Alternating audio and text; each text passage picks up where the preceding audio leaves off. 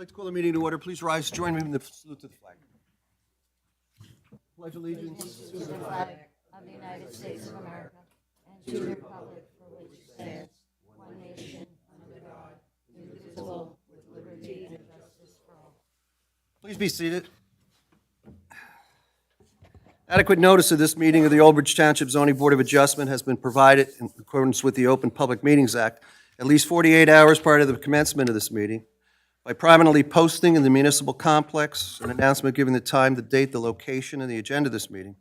Also by mailing such announcements to the Home News and Tribune, filing a copy of the announcement with the municipal clerk, and posting the agenda on the municipal website. Ms. Percelli, welcome back. We're glad to see you're back in good health with that leg. Yes, thank you. Okay, great.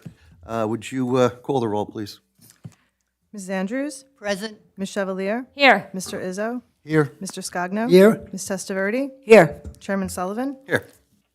Are we going to swear Ms. Gomez and then I'll... We are. We're going to do that next. Of council, for this year is Mr. Jerry Dasty, seated to my right, your left, of the firm at Dasty and McGuckin, McNichol, Connors, Anthony, and Buckley. I think you could probably fit a couple more names in there. Welcome, Mr. Dasty. We look forward to your counsel and guidance. I would, at this point, under item 2, I'd like to swear in our alternate 2-member, Dolores Gomez. Could you come over here, Dolores, please? Go D, go, baby. Okay, raise your right hand.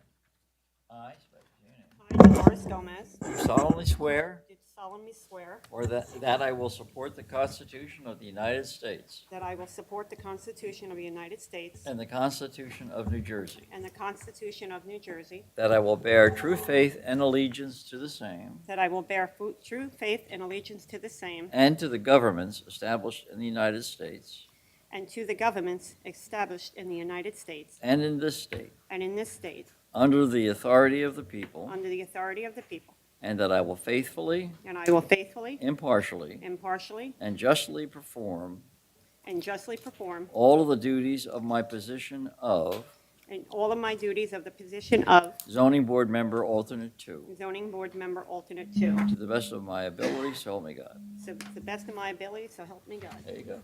Thank you very much.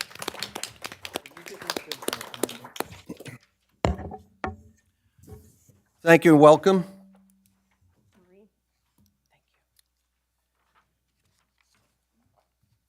For the lawyers that are here this evening, I see Mr. Lane, there's only 6 voting members this evening. We do have D-variances, obviously. So you can make your decision on that, whether we're going to have a vote on your issue or not. You can consult. Yeah, I have some other, we have some housekeeping issues we'll take care of. As a couple of housekeeping issues, I know that many of you here are here for the second application this evening from the public, and we welcome you. We're going to try and hear, I know you have probably responses to the presentation. We'll see how that goes. Obviously, we'll try and fit in as many of you as possible in time constraint to speak on the matter. I can tell you that the matter would not reach a conclusion either way this evening. So whatever the testimony may be, it's in no way would it reach the point of a vote. There'll be continuing meetings on that particular application. So again, I'll tell you a little later as we get to it so you remember, but we'll try and get to the public portion.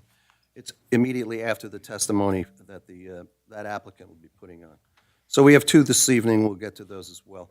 This meeting is being televised on OBTV Channel 15, and simultaneously it's going out on YouTube Live. You can always look back if you go on YouTube, and you can see almost any of the meetings that are held here in the township, from the council, the planning board, zoning board, etc., for your reference.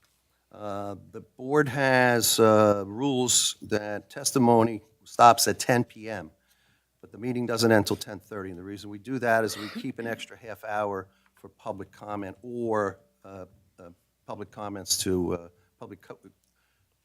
the applications that we had on the schedule for the evening.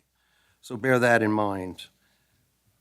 We'll move on to resolutions. We have 2 this evening. I'm going to call them in Beach, 48-2024Z. It's Anna Mae Vaccaro. It's a C variance and design waiver. Mr. Dasty? This is I'm sorry, excuse me, thanks, Chair. This is an attempt to memorialize the written document, the written resolution. And this is a resolution for bulk variances for property known as 943 Grove Avenue. It says Keyport. I guess that's the mailing address. Yes. Block 31, Lot 943. The purpose of the application and the approvals will grant the construction of a driveway and a rear yard paver patio. The variance relief was because of the sideline setback requirements, and the design waiver was requested because of the driveway's width, 49 feet, whereas the maximum permit is 30 feet. And a 1-foot setback where 3 feet are required. That's generally speaking what the resolution was about. Thank you, Mr. Dasty. Board members, you've heard the resolution. Someone move it for adoption, please. Izzo? Andrews, move it. Izzo, I heard, and Ms. Andrews. Roll call, please. Ms. Andrews? Yes. Ms. Chevalier? Yes. Mr. Izzo? Yes. Mr. Scogno? Yes. Ms. Testaverde? Yes. Chairman Sullivan? Yes. 51-2024, Slowermer Brisbane. Close? I'm hoping I'm close, and I apologize if that person is here. Mr. Dasty? Thank you. This is a variance approval for property at 139 Cindy Street, Block 15556, Lot 385. It's again a bulk variance application granting construction of a 15 by 20-foot shed to replace a smaller shed on the property. The bulk variance relief is needed because of once again, the side and rear setbacks. The proposed shed will be 5 feet from the side yard property line, 10 feet is required, and it'll be 6 feet from the rear property line, and 10 feet is required. Thank you, Mr. Dasty. Board members, someone move that for adoption, please. Izzo? Is there a second? Andrews, second. Thank you. Roll call, please. Ms. Andrews? Yes. Ms. Chevalier? Yes. Mr. Izzo? Yes. Mr. Scogno? Yes. Ms. Testaverde? Yes. Chairman Sullivan? Yes. All right, that brings us to our applications for this evening. As I said, there are two. We're going to take them in order as they appear on the agenda. First one is 28-2022Z. It's Interbell Automotive Group. This is an seeking amended D variance. It's in the EDO 1 zone, block 20001, lot 25 and 26, physical location 1706 Englishtown Road, used car dealership license. Wayne Miller, Esquire, representing. Sir?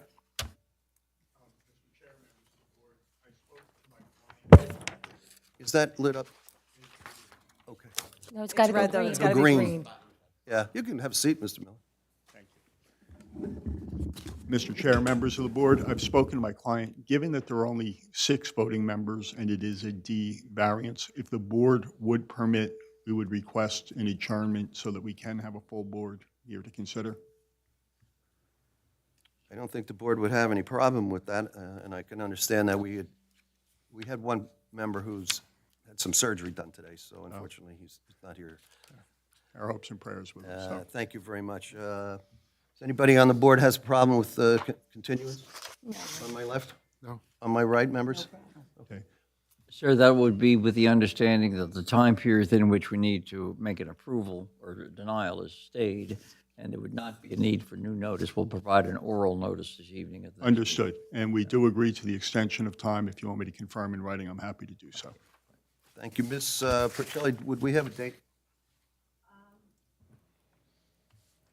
I believe March 6th was the next available. March 6th would be fine. Okay? I thank the Thank you, members Counselor, of the for your board. appearance. I appreciate the courtesies, as always.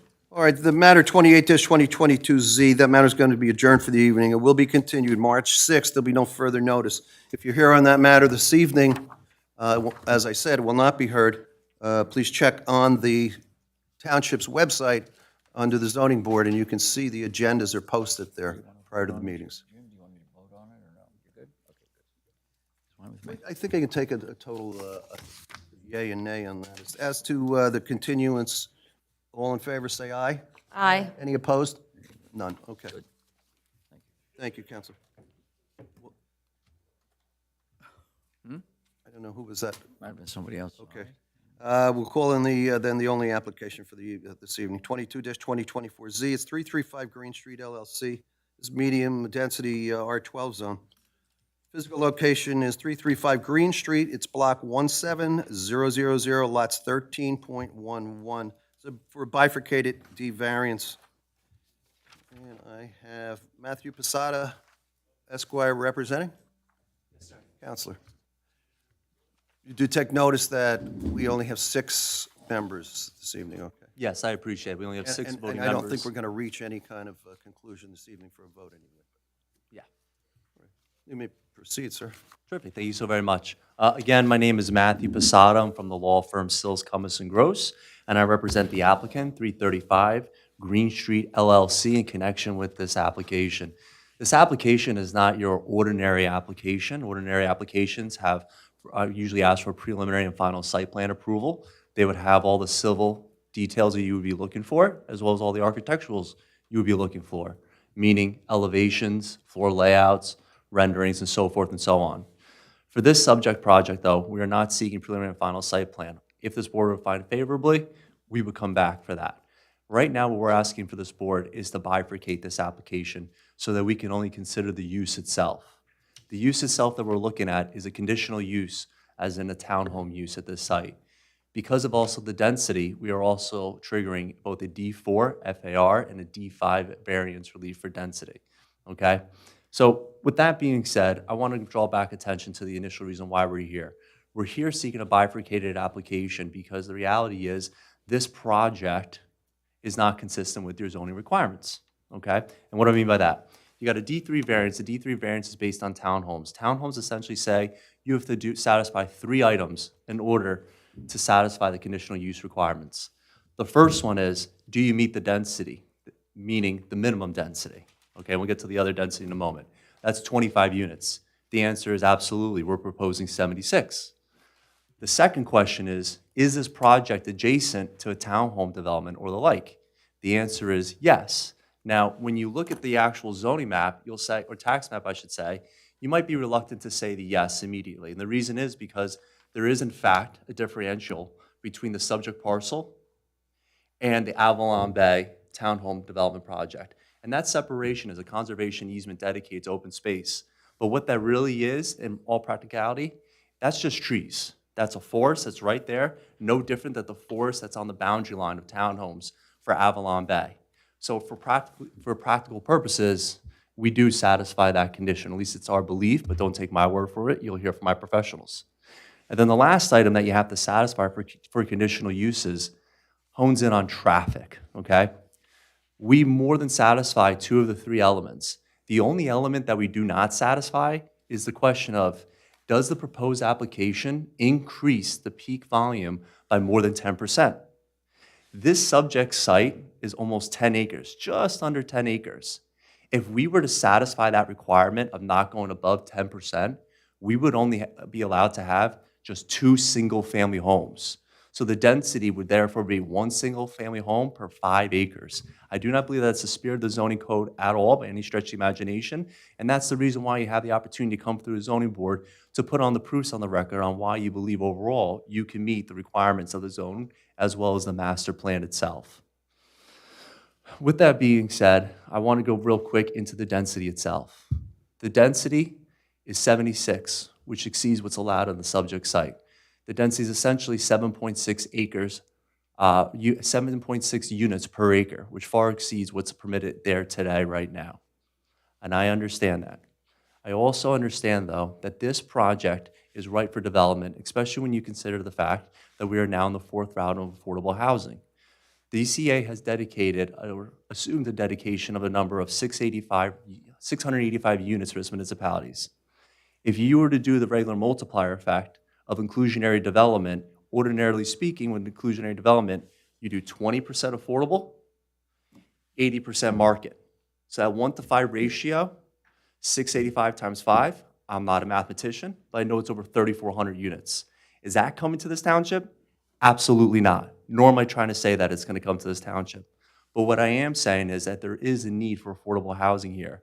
And we believe that a subject property that is adjacent to townhomes and is also adjacent to municipal buildings, AKA in the middle of multiple different zonings, that this is absolutely ripe for an inclusionary development.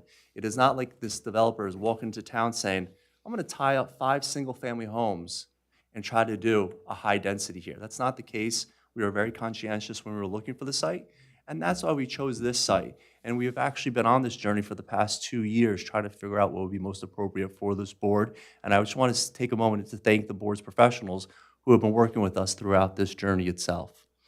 With that being said, I'm going to have 3 total witnesses here tonight. My first witness will be this gentleman to my left, Mr. Josh Sewell, Dynamic Engineering, followed by my traffic engineer, Corey Chase, and then we're going to wrap it up. We have an opportunity for my planner, Christine Cofone. If I may, Board Chairman, I'd like to introduce my first witness and start with the civil engineering testimony. Sir, would you raise your right hand? Do you swear or affirm to tell your whole truth, so help you God? I do. Can you give us your full name, spell your last? Josh Seawald. It's got to be green. The green light should lit. There we go. Josh Seawald, Sewald. I'm from Dynamic Engineering Consultants. All right, terrific, Mr. Sewald. Can you please- Credentials, sir? Oh, that's what I was going to do. My apologies. Sorry, no problem. Bachelor's of Science in Civil Engineering from Temple University. I have my Master's of Science in Civil Engineering from Rutgers University. I do this on a regular basis. I've testified before over 100 land use boards. I'm a partner at Dynamic Engineering, and I have been before Oak Ridge, but it's been a little bit of time. I was back here in 2018 for the Tractor Supply We'll application. accept his expertise. Terrific. Thank you so very much. Thank you, Mr. Chairman. Mr. Sewald, were you in charge of preparing the civil engineering plans for the subject site? I was. And have you also had an opportunity to visit the subject site? I have. When preparing those plans, did you also review this municipality's zoning code and master plan? Yes, Terrific. Why don't you walk us through what we're looking to do here? certainly. And if I could ask, we could pull up just that first aerial. Sorry about that. If I could ask you to just put up the first exhibit, which is the aerial map exhibit.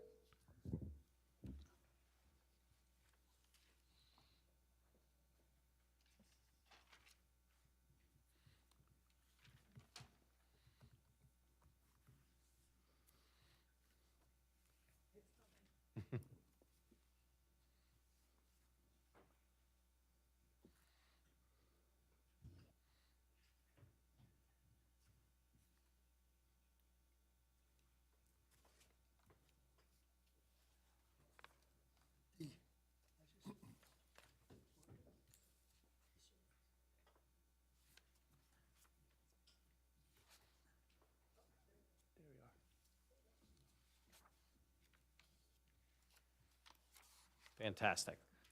Thank you. So the exhibit that's on the board before the board members and the public, this is simply an aerial map exhibit. The purpose of this exhibit is so that we can discuss the existing conditions of the site, identify the property, and of course, talk about the surrounding areas and neighborhood that we'll be looking at this evening. This map is a satellite image. It is part of the record civil drawings. So I'll defer to you, Mr. Posada, if we need to mark it as an exhibit. I don't believe we need to mark an exhibit as it was part of the initial submission package. That's I something. think let's mark it as A1. Okay, just to err on the side of caution? I'm sorry, sir. To err on the Yeah, side of that's caution? it. Okay. So let's do A1, a colorized version of the aerial. With today's date, January 30th. Correct. Is there a date on it? 1:30? I see, yes, okay. So the property that we'll be discussing tonight is outlined in a red boundary. The dotted white line that surrounds the property is approximately the 200-foot property owner's list. And then the blue lines that are throughout the aerial map, that is your zone lines, taken directly from the Old Bridge zoning map. As you can see, the property is very uniquely shaped in size. It's approximately 9.9 acres. We have a very limited frontage of 50 feet on Green Street. And as you could tell, due to the unique polygon shape, it starts to open up as you head from the south side, which is the bottom of the plan, and heads to the north, which is to the top of the plan. There are some wetlands on the back property, as Mr. Posada said in his opening. We have been working on this site for quite some time, and I'm happy to say that we have a wetlands letter of interpretation, so we know exactly where those wetlands are, as well as the buffer. In addition to that, there is a stream that runs along the northern rear property line.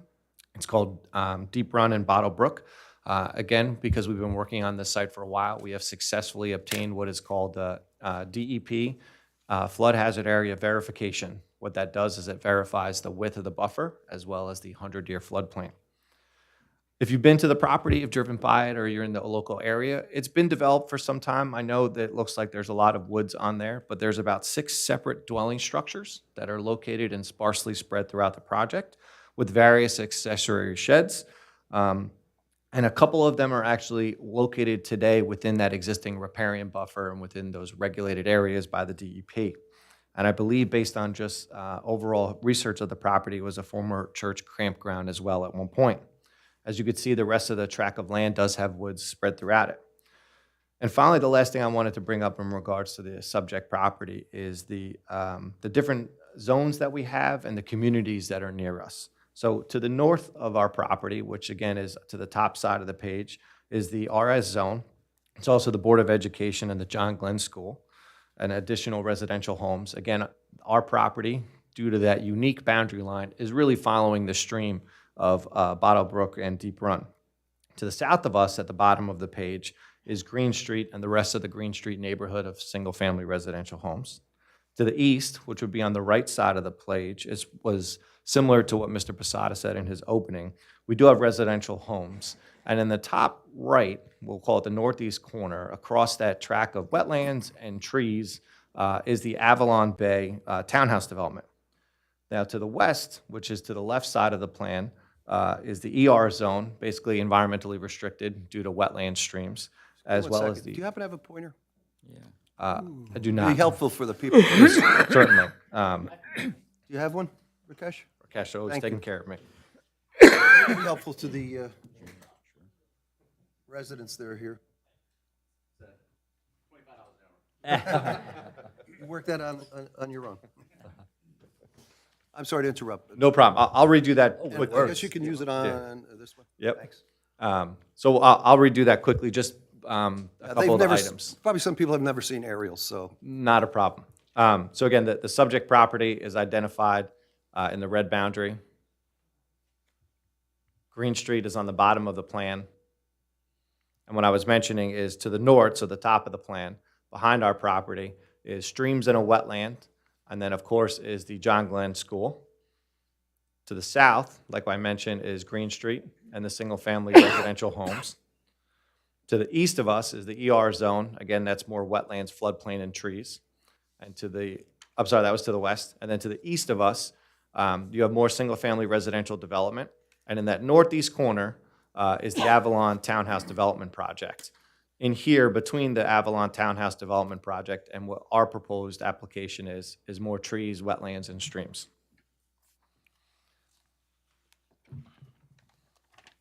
We could pull up when you get the chance, the site plan rendering. The overall site plan rendering, please. Thank you.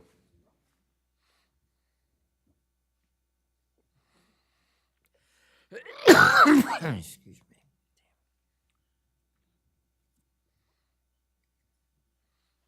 If we could just zoom out one more.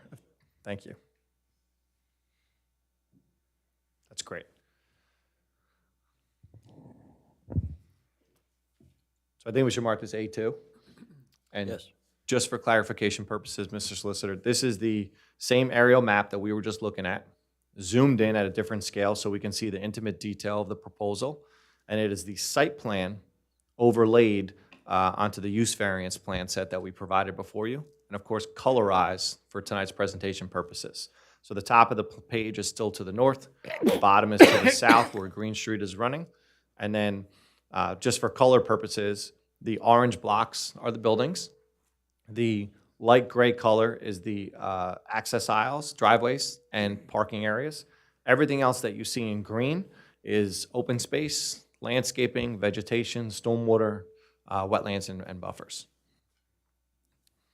Mr. Sewell, what did you say was a 50-foot wide road down to Green Street? So So we have 50 feet of frontage on Green Street. So the width of the property, starting right where it turns into a little bit of a flag lot, is about 50 feet wide. The road itself is not 50 feet wide. It's about 12 feet on each side with the landscape island in the middle, and then the rest of it is grass on the east and the west portion. But So the property is driveways different. going each way would be about 12.5 feet wide? The enter is 12, the exit is 12, and there's about a 3-foot landscape island for aesthetic purposes in the middle.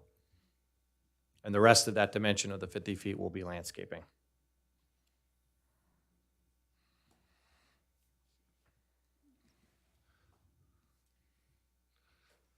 So, the subject property, in working with the developer, as you can see, it's a very unique shape, as we talked about when we were looking at Exhibit A1.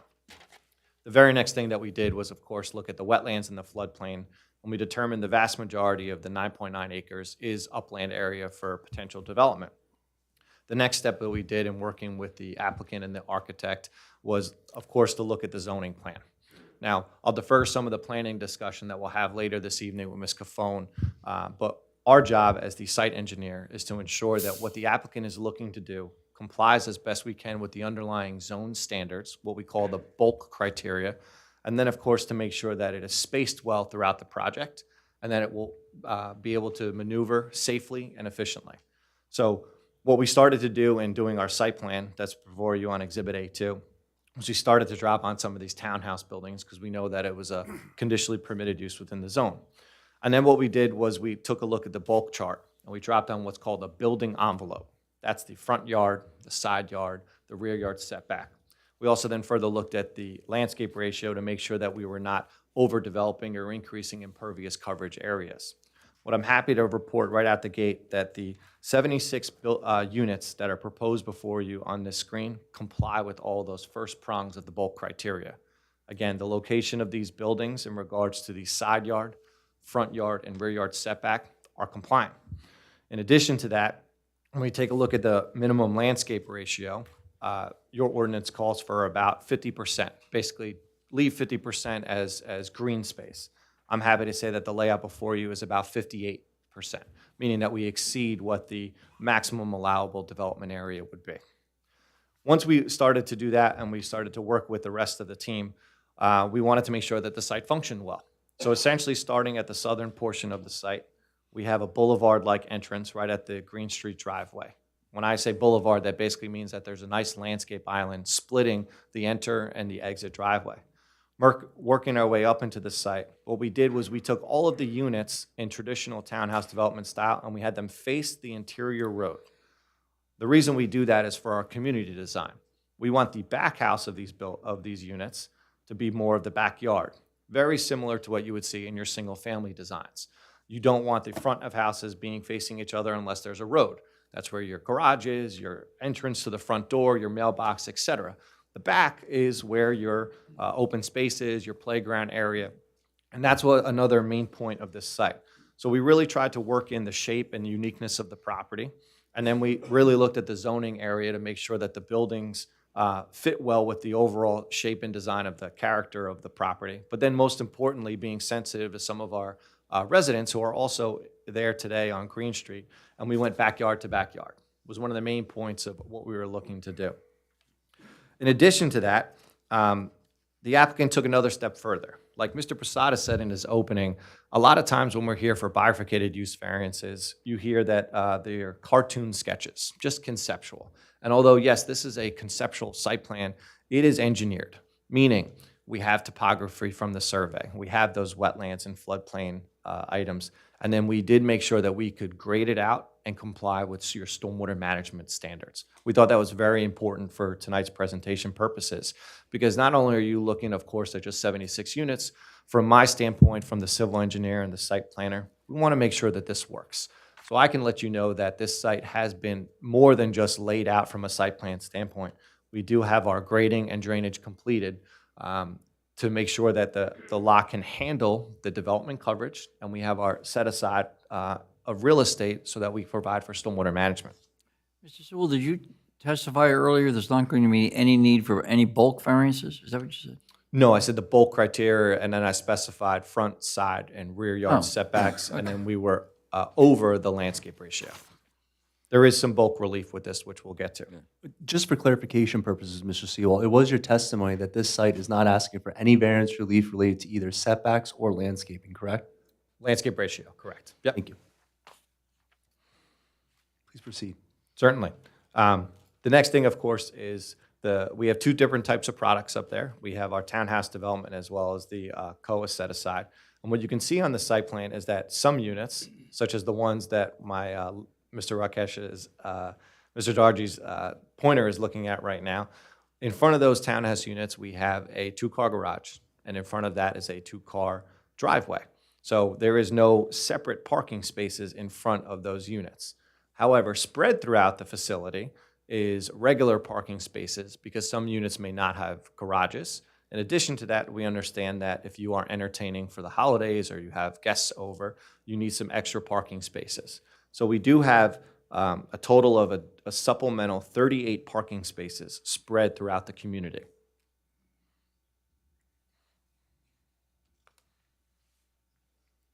Overall, again, we're not here for preliminary and final land development, but with our review of the property and the history, we know that there is adequate utilities within Green Street. So there is a sanitary sewer main and a water main that will be able to service well these 76 units.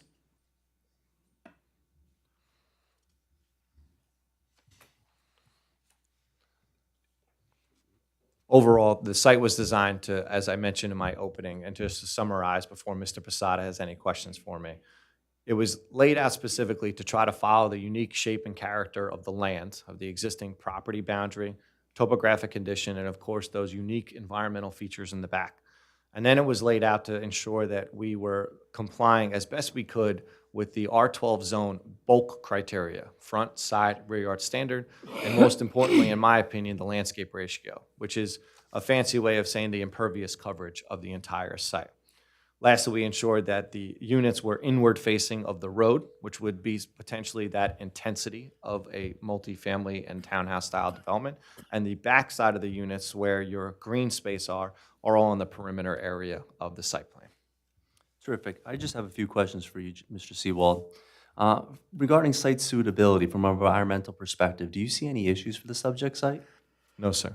Okay, can you please describe why you say no? I don't see any concerns with the subject site from an environmental standpoint. What we did, like I mentioned, on the northern side of the property, we identified where the stream was.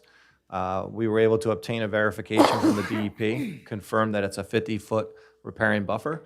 And in the DEP's eyes, they will actually see this as a positive, should this be approved and redeveloped, because we will be removing existing nonconforming structures that are within their riparian buffer. So they get back their real estate that they're looking for, as well as a cleaner area along their stream. It's similar as well on the northwestern portion of the site that we do have a pocket of wetlands, which we delineated, and then we further made sure that we complied with the LOI's buffer standard. They too have a 50-foot buffer. And we'll be removing other encroachments that are within that environmental area. Finally, the existing site today, although only partially developed, has various structures and a paved/dirt road that goes back there. All of that today is uncontrolled, and there is no stormwater on site due to the existing nature of the property and legacy. So with the redevelopment of the property, you will actually get a robust and compliant stormwater management system. So in my professional opinion, from an environmental standpoint, this is an improvement and an enhancement to what's out there today. Terrific. I have another question for you. Regarding existing conditions, is it accurate to say that the existing conditions that are on the subject site today are nonconformity? Yes. Okay. Going back to the existing conditions, are there any stormwater management improvements on this site? There is no existing stormwater management facilities on the property. And would it be your expert testimony that in the event that this board would find favorable and we would take the next stage into doing preliminary and final site plan approvals, that we would be able to accommodate all potential stormwater runoff and not cause any issues for any adjacent parcel? That's correct, and they are preliminarily designed and part of the record drawings that are with the board. Is it also typical that ordinarily speaking, whenever you're doing a development that triggers variance relief, you want to do the very best you can to ameliorate any potential issues? I say that to say, is that why we made sure that we exceeded the landscape ratio to be 60%, and also to make sure that our setbacks were more than adequate so that there would be no interferences with our neighboring parcels? That's correct. We call that in the engineering and planning world a balance test. We know that many applications, including the one this evening, have some type of relief. That's why we're before you presenting our case. So we didn't want to just meet the bare minimum. We figured that if there was a sensitivity to this project, that the overdevelopment discussion may happen. So we wanted to look at that bulk criteria and say, okay, If the zone of R12 contemplated that 0.5 landscape ratio, that you could pave and develop 50% of the site, we did not want to meet that maximum. We wanted to be underneath that to show that with good planning and design on the subject site, that we were under that threshold, meaning that even though we are seeking some deviations, and you'll hear from Ms. Confone about some of those, that we wanted to show that with those deviations, you will then get more landscaping and development, less development coverage with our application. Great. Now, the proposal that we have before this board, again, is conceptual in nature, as it is not a preliminary nor a final site plan that we're seeking approvals for here tonight. With that being said, we have 14 affordable units in the 76. If we were to increase it from 14 to 16 out of those 76 in order to meet that 20% inclusionary development, do you see any issues from a civil perspective? Not at all. Like I mentioned, we have plenty of real estate from a development coverage standpoint. We wouldn't need to exceed any of the bulk criteria that we mentioned, and I believe that there's adequate space between various buildings on site to comply with that 20%. Okay, and the last question that I have for you is, again, we're going for a bifurcated use application, meaning that we're only seeking the approvals for the use variance and the density, right? Correct. So in reality, what we're actually asking for is approval for essentially the canvas for us to get testimony from both the board professional and commentary from the public to have a better understanding on what to propose in preliminary and final site plan stage. So really, it's a partnership, would you say? Absolutely. Thank you. I have no further questions for this witness. Thank you, Mr. Seawold. Mr. Dargy? I don't really have any engineering-related questions, because I think most of the testimony, a lot of the testimony that Mr. Seawold gave really supports the planning testimony I believe that Ms. Cofone will be giving. I think it's up to the chairman whether we want to talk about planning now or wait till Ms. Cofone testifies, but there's no engineering-related questions that I have. Mr. Sewell, how many affordable units will there be? Right now, the application shows 14. Mr. Posada just gave a little bit of questioning about can we get it to 16, and I testified that yes, you can. What's 20% of 76? 16. I had to do the math too. And are the affordable units going to be interspersed throughout the community, or are they going to be combined in like? They are. So there's a couple buildings that are spread throughout the community. I'll point them out with my pointer shortly. That's not your pointer. I'm sorry, Mr. Dargy's pointer. Sorry, you can say your pointer. You're paying me $25 an hour. I know. There is one building over here that is houses the COA units. And then what we could do based on the other two that we were mentioning is that we can tack it on to any of these two units over here where that real estate space is. So you're saying that the units then will be under one roof, so to speak? They're not going to be here and there throughout the community, is that right? At this time, no. So they can be with the two extra units on the buildings on the north side, but right now all the units are located under that one roof, but they are in between the other buildings. And as the crow flies, how far is the east side of this property from the, I'm sorry, what do you call the other, the existing? The Avalon Bay property? Yeah. I can get you that dimension. I just need to go back to my scale and my paper copy that I have behind me. Thank you. Thank you very much. Mr. Dest, I'm done, thank you, Chairman. you got something to answer him? I can get that dimension don't you do for, sure.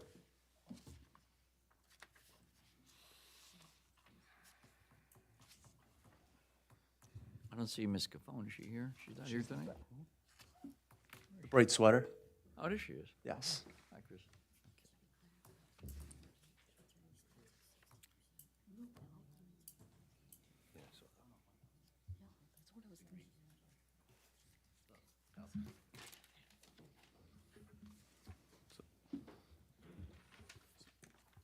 So, Mr. Destia, measuring it on the aerials, it looks like the Avalon Bay is about 1,000 feet from the property. The actual townhomes are about 1,000 feet. Wait for the witness. I waited till you got up to measure before I did that. I agree that the actual Avalon townhome structure to our property line is about 1,000 feet. From their property line to our property line is about 950 feet. What's in between the property lines? Woods, streams, wetlands. They're township owned? They are actually, it's open space that was part of the cluster development that was built, not Avalon Bay. It's the single-family home cluster development that was built. So, and that is what triggers the D3, one of the conditions that it does not meet. And I think it's critical, if I may, Go right ahead. there's a lot to say. What I was getting at is they don't touch each other. They don't. And I think there is That was testimony that they do. No, the testimony was, practically speaking, if you were to look at it from an aerial perspective, they look like adjacent parcels. However, if you look at the tax map, there's absolutely separation for the open space. So it's practically speaking, Yes. okay, but not actually speaking. No. And I think that's an important point because the condition, so townhouse developments are permitted as a conditional use. The reason I believe that condition was put in so that similar land uses are next to each other. When you look at the land use pattern within the surrounding area, to me, it's purely single-family homes. There is no townhouse development that is close to this subject property. If I may recall, almost 2 years ago, must be 1.5, 2 years ago, that we met for a pre-application meeting. And when we met for a pre-application meeting, the concept was completely different. It was 18 single-family homes, which kind of blended with the surrounding. We didn't talk much about the density.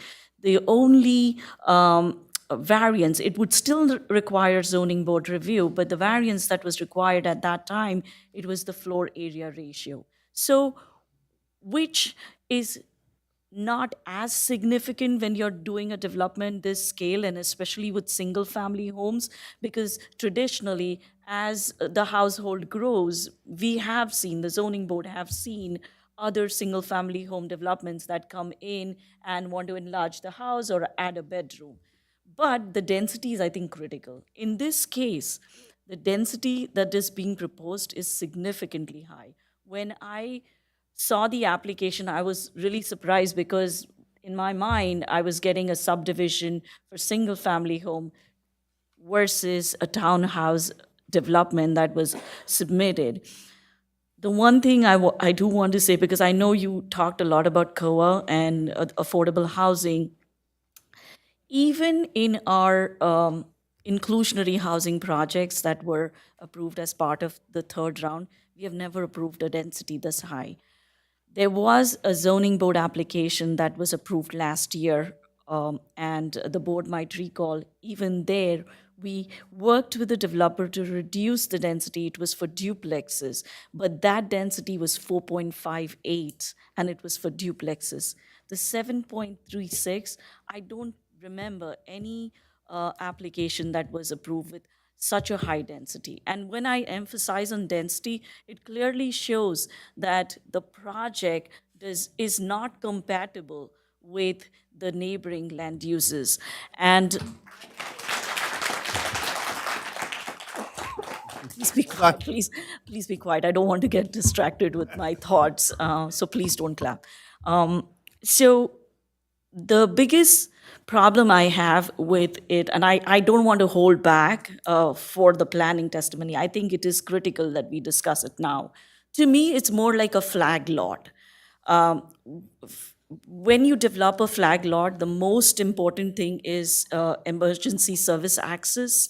Our fire chief has already made comments that the driveway is not conforming. It will not support emergency services. Imagine there is a fire in the last townhouse building. There is no way the fire engine is going to go there. Going back to my favorite topic, affordable housing, I do not agree that it is interspersed between the development. When you have all affordable units stacked in one building, it's not true inclusionary to me.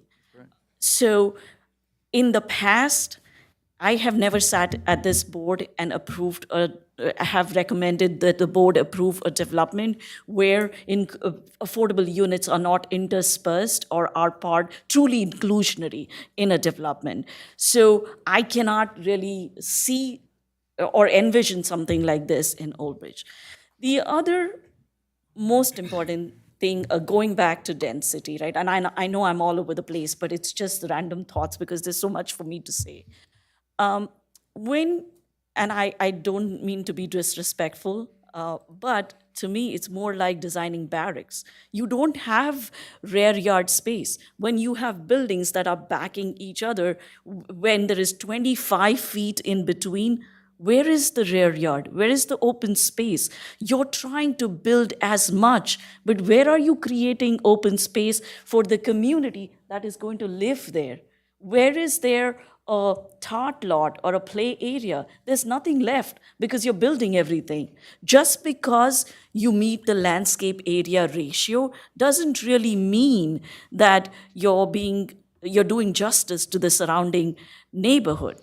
So I was hoping that when the review memo was issued, I would have expected that the applicant would have come back to us for a technical review so that we could have talked about this more, because I think I was quite explicit in my review memo about planning comments.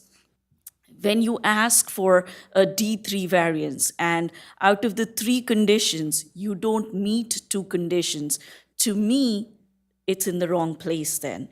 And even by law, court has said that when you don't meet a certain condition, originally a D3 would be evaluated similar to a use variance. Later on, in the Coventry case, the court had said that if there are other conditions that the board can impose, or if you can prove to us that the deviation that is requested can be overcome, or you're trying to mitigate, it's a different story. But tell me how you would mitigate the traffic that will be created with the 76 homes. What is the plan to, We do have a traffic engineer, and I think. I get it. Okay. I just want to take this opportunity to make the comments that I can, which probably help you think in the right direction, and also helps the board. I truly want you to think about these things, that, when you're asking for D3, how are you really trying to address that issue? There is no townhouse development next to it. The idea of having that condition was to have compatible land uses. Prove to me that there are compatible land uses. I don't see any townhouses around. If you would have created a townhouse development with a lot of open space, like a cluster development, it was a different story. You're not asking for a cluster development here, right? So I really have serious concerns, and I think these are some of the things that you should also think when you are planning or designing. But I'll hold off from, I think I said a lot. Well, do you know what the number of units per acre is on the Avalon site? I don't, sir. What's the density in the residential area, which I guess is in the southwest side? I haven't analyzed anything other than our property when it comes to density. Well, don't you think that would be important to know what what the neighborhood is in terms of density? I can't hear me. Don't you think it would be important to know what the density is of the adjoining properties? In my professional opinion, and please correct me if I'm wrong, Mr. Posada, every application stands on its own. I didn't ask you that. Would it be important for the board to know, you're asking for density variances like double what's allowed. Would it be important to know the density of the surrounding neighborhoods? I'm not saying it wouldn't be important. I'm saying I have not analyzed. Would it be important or not? I think we haven't had a chance to give all of our testimony about. Do you have an opinion about that? I don't. He's answered the question, Board Chairman. No, he didn't answer the question. He finally said he doesn't have an opinion. He didn't say before he did. Okay, thank you. With respect to the COE units, this board has never approved anything inclusion, and to be inclusionary, not in one building, and I know what Ms. Sawant was referring to in that project, they intersperse those throughout the community. And I don't think, certainly, that that would be a good idea if there was any approval to think about putting them all in one particular cluster, one unit. So certainly that would be something that I think you guys would want to work on. Well noted, Mr. Chairman. Okay. Mr. Dargy, do you have anything? I'm going to ask the board if they have any questions. I mean, essentially what Vina said is what I would have said as far as the intensity of development.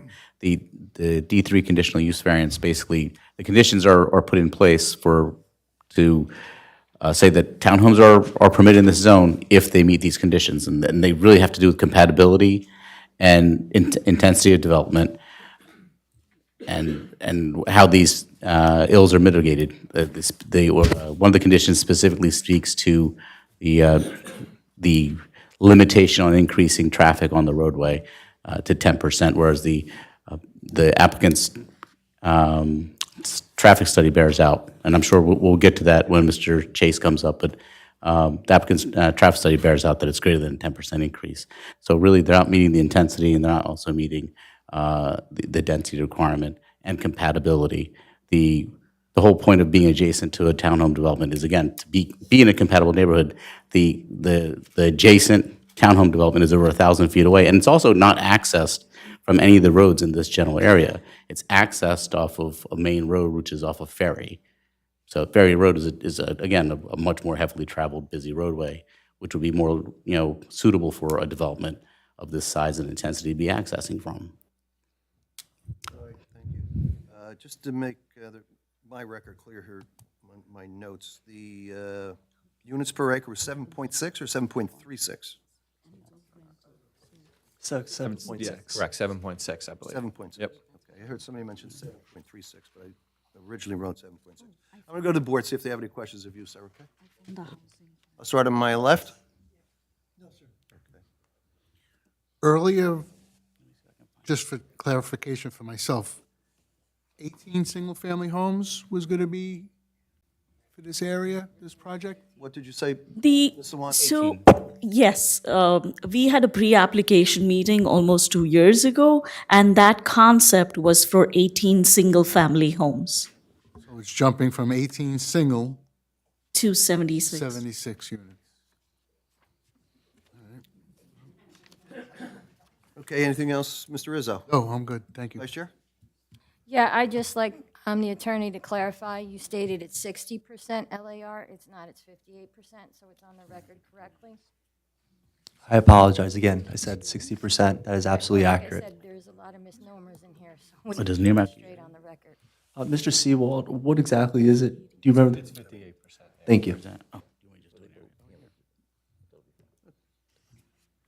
Anything else? On my right, ladies? And Counselor? Chairman, just a couple more.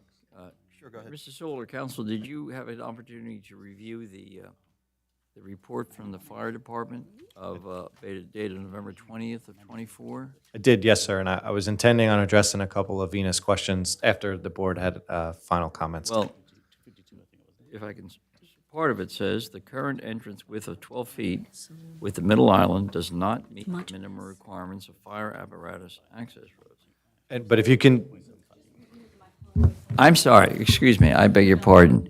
I'm sorry. It says in part, the current entrance width of 12 feet with the middle island does not meet the minimum requirement for fire apparatus access codes. and if you continue reading, he said if an island will still be at the entrance, I would request it to be mountable as curbing. So I do agree with the fire marshal. Fire code says 20 feet wide. So it's a boulevard-style design where you would like to have landscaping in the middle. It also complies with RSIS. However, if it was truly an issue, we could remove the landscape island, and then we would have wider than 20 feet. But it is my opinion, and I haven't had the chance to work with the fire marshal yet, because these are more intimate site details, not necessarily bifurcated use variance discussion. I do believe that his last sentence gave us the opportunity to say, just make it mountable, and we will be okay with that. Well, this report's 2 months old. You haven't had a chance to talk to the fire department since?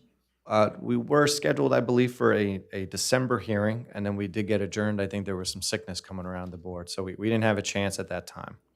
Well, are you saying that you would remove the island to make move the island in the middle to make the roadways wider? Is that what you're saying? No, the roads are plenty wide enough, in my professional opinion. Well, that's not what he says, right? He said the current entrance of 12 feet does not meet the minimum requirements for fire apparatus access roads. Again, the last sentence, though, it says, if it was to remain, he would just like it to be mountable, and it's my testimony that we can make it mountable for him. Why would you need a mountable, you know what the purpose of is, purpose of a mountable curb is? So that any vehicle could drive over it. Because you don't have enough room, right? That's not necessarily true. Well, then why do people have mountable curbs? Mr. Solicitor, the access driveway is 12 feet in each direction. It's 24 feet. Why do people have I'm mountable? trying to answer your question, Mr. Solicitor, I promise do. you. So what I'm saying is it is common in boulevard-like entrances for residential developments to have a landscape island. I do believe it complies. However, the fire marshal says in that last sentence, if you would like to keep it, please make it mountable. It doesn't mean that it can't work. It just means that you would then use it to go over. If it is truly a concern of the board and the public, we can remove the landscape island, and then you will exceed the minimum 20 feet. You see, you didn't answer my question. Why do people have mountable curbs? I believe that the witness here has answered that question, and if I may state, the fire marshal is the one with the jurisdiction to determine whether or not a fire apparatus could be safely maneuvered on the subject site, not the board attorney. And he has opined that if we were to make these modifications, that in fact, it would provide adequate access. Mr. Sewell, does that wrap up your Don't take a testimony? shot at me. It's not me. It's the fire department said it's not wide enough. Not the borough, not the board attorney. Respectfully, can you please read that last sentence again of what the fire marshal said and the alternative in order to satisfy his concerns? If an island will still be at the entrance, I would request it to be mountable curbing as well, and the applicant is happy to make it mountable. Thank you.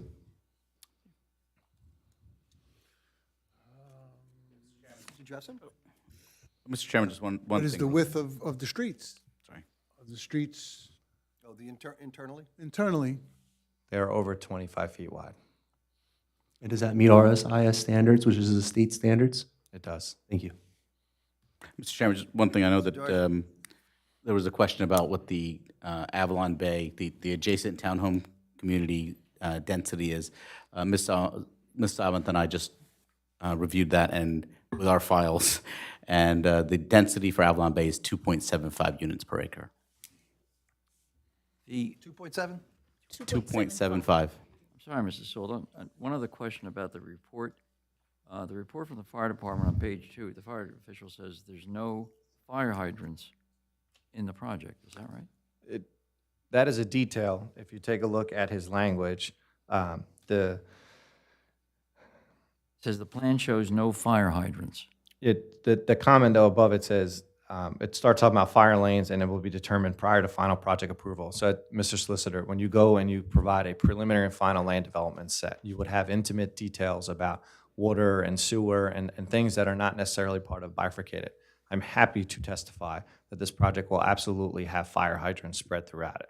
But this set that was provided for the board for the bifurcated nature of it has enough detail to discuss the use aspect, the density, the FAR, but it doesn't have the intimate site details that would be associated with preliminary and final. But you are hearing my testimony now. This, of course, will have fire hydrants in the community. Thank you. Absolutely. Thank you. Anything further? Yes, I just have just a couple questions for this witness. Actually, just one really. Is it your testimony that although we have, and we've shown the plans here today, that the townhomes include a COA inclusionary, which is dedicated only to one specific space as of right now?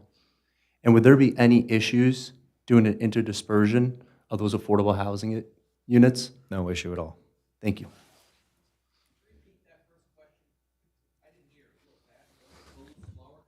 Yes, so my first question was just simply, today, as the concept plans look, is the ACOA units dedicated to only one building? That was my first question. His answer was yes. And then my second question was, could we modify the plans to interdisperse them throughout the site? And his answer was yes. Yes, sir. What's your plan on other witnesses this evening? I'm going to continue, and I'll get to that in a moment. Mr. Sewell? Thank you. So, I'm very cognizant of how the dialogue has gone back and forth between the board, the public, and the professional reports. But this may come as a surprise, but I'm very happy. And why do I say that? Is because as the board attorney would admit, this board is a quasi-judicial board. What does that mean? It means that if this was the regular planning board, I would have no issues whatsoever asking for a conceptual plan with maybe some board members there so I could hear their opinion. I can't do that when it's a quasi-judicial. You're not allowed to. So that carve-out of the bifurcated use application gives me that exact opportunity so that I can hear what you guys have to say for this site, and so can the board, and then therefore my team can go back and we can figure out what's the highest and best use for this site for us, for you, and for the public. And full disclosure, so far, this has been absolutely fantastic. And why do I say that? Because now we know that 18 single-family homes could potentially work here. We know that if we were to go down the townhome development, we now have a range of what the density could potentially be. And we also understand that if we were to do townhomes, those units themselves have to be interdispersed. So to go back to your original question, Board Chairman, I want to continue just so I can get as much fruit as possible from this tree. And I'm sure you're going to hear some feedback from the, I would assume, local residents. Yes, We'll absolutely. get to that portion. You going to put another witness on tonight? Yes, sir. All right, by all means. Thank you, Board Chairman. May I please bring up my next witness, my traffic engineer, Mr. Corey Chase, also of the firm Dynamic Engineering.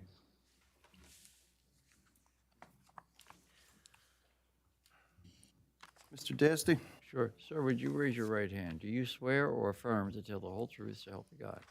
I do. Can you give us your full name? Spell your last. Sorry. Certainly, it's Corey, Corey. Last name's Chase, Chase.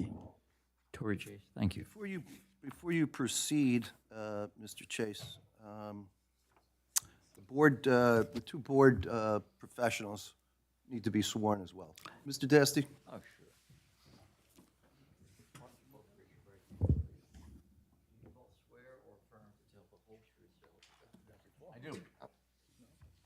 I also affirm that everything I've said up to this point was also the truth. Same here. Thank you. Mr. Chase, I'm sorry for the interruption. Go ahead. No problem. So again, Corey Chase with Dynamic Traffic, a licensed professional engineer in the state of New Jersey. License is currently in good standing. Bachelor's of Science degree in Civil Engineering from the University of Massachusetts. I've been previously qualified as an expert in traffic engineering before over 100 municipalities throughout the state. Thank you. We'll accept your expertise, sir. Thank you. Terrific. Mr. Chase, have you had an opportunity to visit the subject site? I have. And have you also had an opportunity to study this site from a traffic perspective? I have. Why don't you walk us through your findings and conclusions? Certainly. Our role in the application was to consult with Mr. Seawald on the overall layout of the townhome development, the site access, the circulation, the parking areas for both the townhomes, as well as the surface parking stalls that Mr. Seawald mentioned. We also prepared a traffic impact study previously submitted to the Township, dated February 23rd, 2024. What that does is prepares a pre- and post-development analysis of the overall traffic impacts of the development on the adjacent roadway network. To develop the traffic generation projections generated by both the townhome portion of the development as well as the condominium portion of the development, we consulted data published by the Institute of Transportation Engineers. That's the national and state recognized standard for developing traffic projections, not just for residential developments, but for also commercial, office, industrial, and those of the like. We utilized the 11th edition of the Trip Generation Manual, which is the most current version of that document. The trip generation numbers are summarized on Table 3, which is located on page 5 of our report. As traffic engineers, we focus on peak hour impacts. What that does is it represents a worst-case scenario impact on the adjacent roadway network for residential developments that typically coincides with the peak commuter hours. So we focus on the weekday morning and weekday evening peak commuter hours to get a good baseline of how the adjacent roadway network is operating, and then we surcharge the additional traffic generated by the proposed development and do a comparative analysis to determine if that additional traffic would cause any detrimental impacts on the adjacent roadway network. So again, as I mentioned, Table 3 on page 5 of our report summarizes the overall trip generation of the development, again, broken out by both townhome and condominium portions of it. You can see in totality, the site's projected to generate approximately 60 trips during each of those peak hours. 60, sir. Yeah, and specifically, sir, it's 54 trips in the weekday morning and 60 trips during the weekday evening peak hour. Translates to approximately 1 trip per minute during those times. To give the board an idea as to what that level of traffic generation constitutes, the New Jersey Department of Transportation, they've set a threshold of 100 additional trips during a peak hour as what they term to be a significant increase in traffic. So we're approximately 60% of that threshold of what they would term to be a significant increase in traffic. We did, however, as I mentioned, we did do a pre and post development analysis on the adjacent roadway network. Looking at the adjacent intersections of Vanover Drive and Green Street, Marlborough Road, Vanover Drive and Nicky Road, as well as what our site access would operate, that intersection with Green Street as well. Those results are all summarized on Table 4, which is located on page 6 of our report. As I mentioned, we did that pre and post development analysis, so the no build is future traffic without consideration of our proposed development. Build is the future traffic with the additional traffic generated by the proposed residential development. You can see in that table, each movement at those 3 intersections that I mentioned before are all calculated to operate at level of service A during each of those peak hours. So no degradations in level of service as a result of the additional traffic generated by the proposed development. I know Mr. Prasada mentioned earlier there are specific conditional use requirements associated with the townhome development. I believe there are 3 that were traffic related. I'm sure Mr. Prasada will remind me if I miss any. One of them is the traffic volumes for the proposed development should not exceed a volume to capacity ratio of 0.8 for the adjacent streets. So that Table 4 also provides the volume to capacity ratio associated with each of those levels of service that we calculated. As you can see, they're all well below that ratio of 0.8. So we do comply with that portion of the conditional use requirement. The second one is traffic volumes for proposed development should not increase the peak volume by 10% or more of the adjacent roadway network. Mr. Prasada touched on this a little bit in his opening. Based on the existing volumes along Green Street, we do exceed that 10% increase during the peak hours. Anything more than 2 single-family homes would exceed that requirement. So just to put that in perspective for the board. And the third and final traffic-related conditional use requirement is traffic volumes for the proposed development should not reduce the level of service at impacted intersections to level of service F. So we do comply with that requirement as well. As I mentioned in the pre and post development condition, all of the intersection studied movements are going to operate at level of service A during both the weekday morning and weekday evening peak periods. I know it's just conceptual in nature, but we do meet the township parking requirements. Township what requirements? Parking requirements parking, okay. for the subject property through a combination of surface parking stalls, as well as Mr. Seawald mentioned, we will be providing 2-car garages and driveways for each of the townhome units. So we do satisfy the township parking requirements from that standpoint. I believe, in my professional opinion, we will have safe and efficient circulation throughout the site. And again, as I mentioned, through the pre and post development analysis, both the site driveway and the adjacent roadway network, we determined that there weren't any significant traffic-related impacts. Mr. Prasada, be happy to touch on anything else you think I may have missed. Happy to answer any questions that the board's professionals has. May I have some? Thank you. Thank you so much. Level of service. What is the level of service for the subject site? It's level of service A in both the pre and post development condition for each of the intersections that we studied. Thank you. My next question is, for a residential zone, is it customary for there to be a peak volume restriction of 10%? In my studying of traffic throughout the state, this is actually the first time that I've seen that conditional use requirement placed on a zone. Okay, and just for clarification purposes, I think that we just want to clarify the fact that there are garages for the townhomes, but not for the actual COA units. Isn't that correct? That is correct. Thank you. I have no further questions. Did you say not for the COA homes? Not for the COA. Correct. There are surface parking stalls. There are 27 surface parking stalls located in close proximity to those units. Along the western building facade as well as the northern building facade, there's a total of 27 surface parking stalls in that area.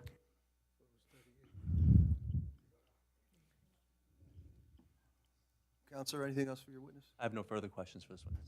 Thank you. Mr. Dargy? Just a few things, Mr. Chairman. First, as far as the question about the 10% increase, I mean, just to clarify for the board, yeah, it is not a customary restriction for residential zones, but this is not a restriction. This is a condition, a conditional use requirement, right? So the whole point, going back to again what we said earlier, Township Committee essentially, just to put it in normal terms, basically says, yeah, townhomes are okay in this zone if it's not too intense, if it's compatible with the adjoining development, adjacent development, and if it doesn't have a detrimental impact on the roadway network. So that's the reason why the 10% requirement's there. It's not a restriction, it's a condition, right?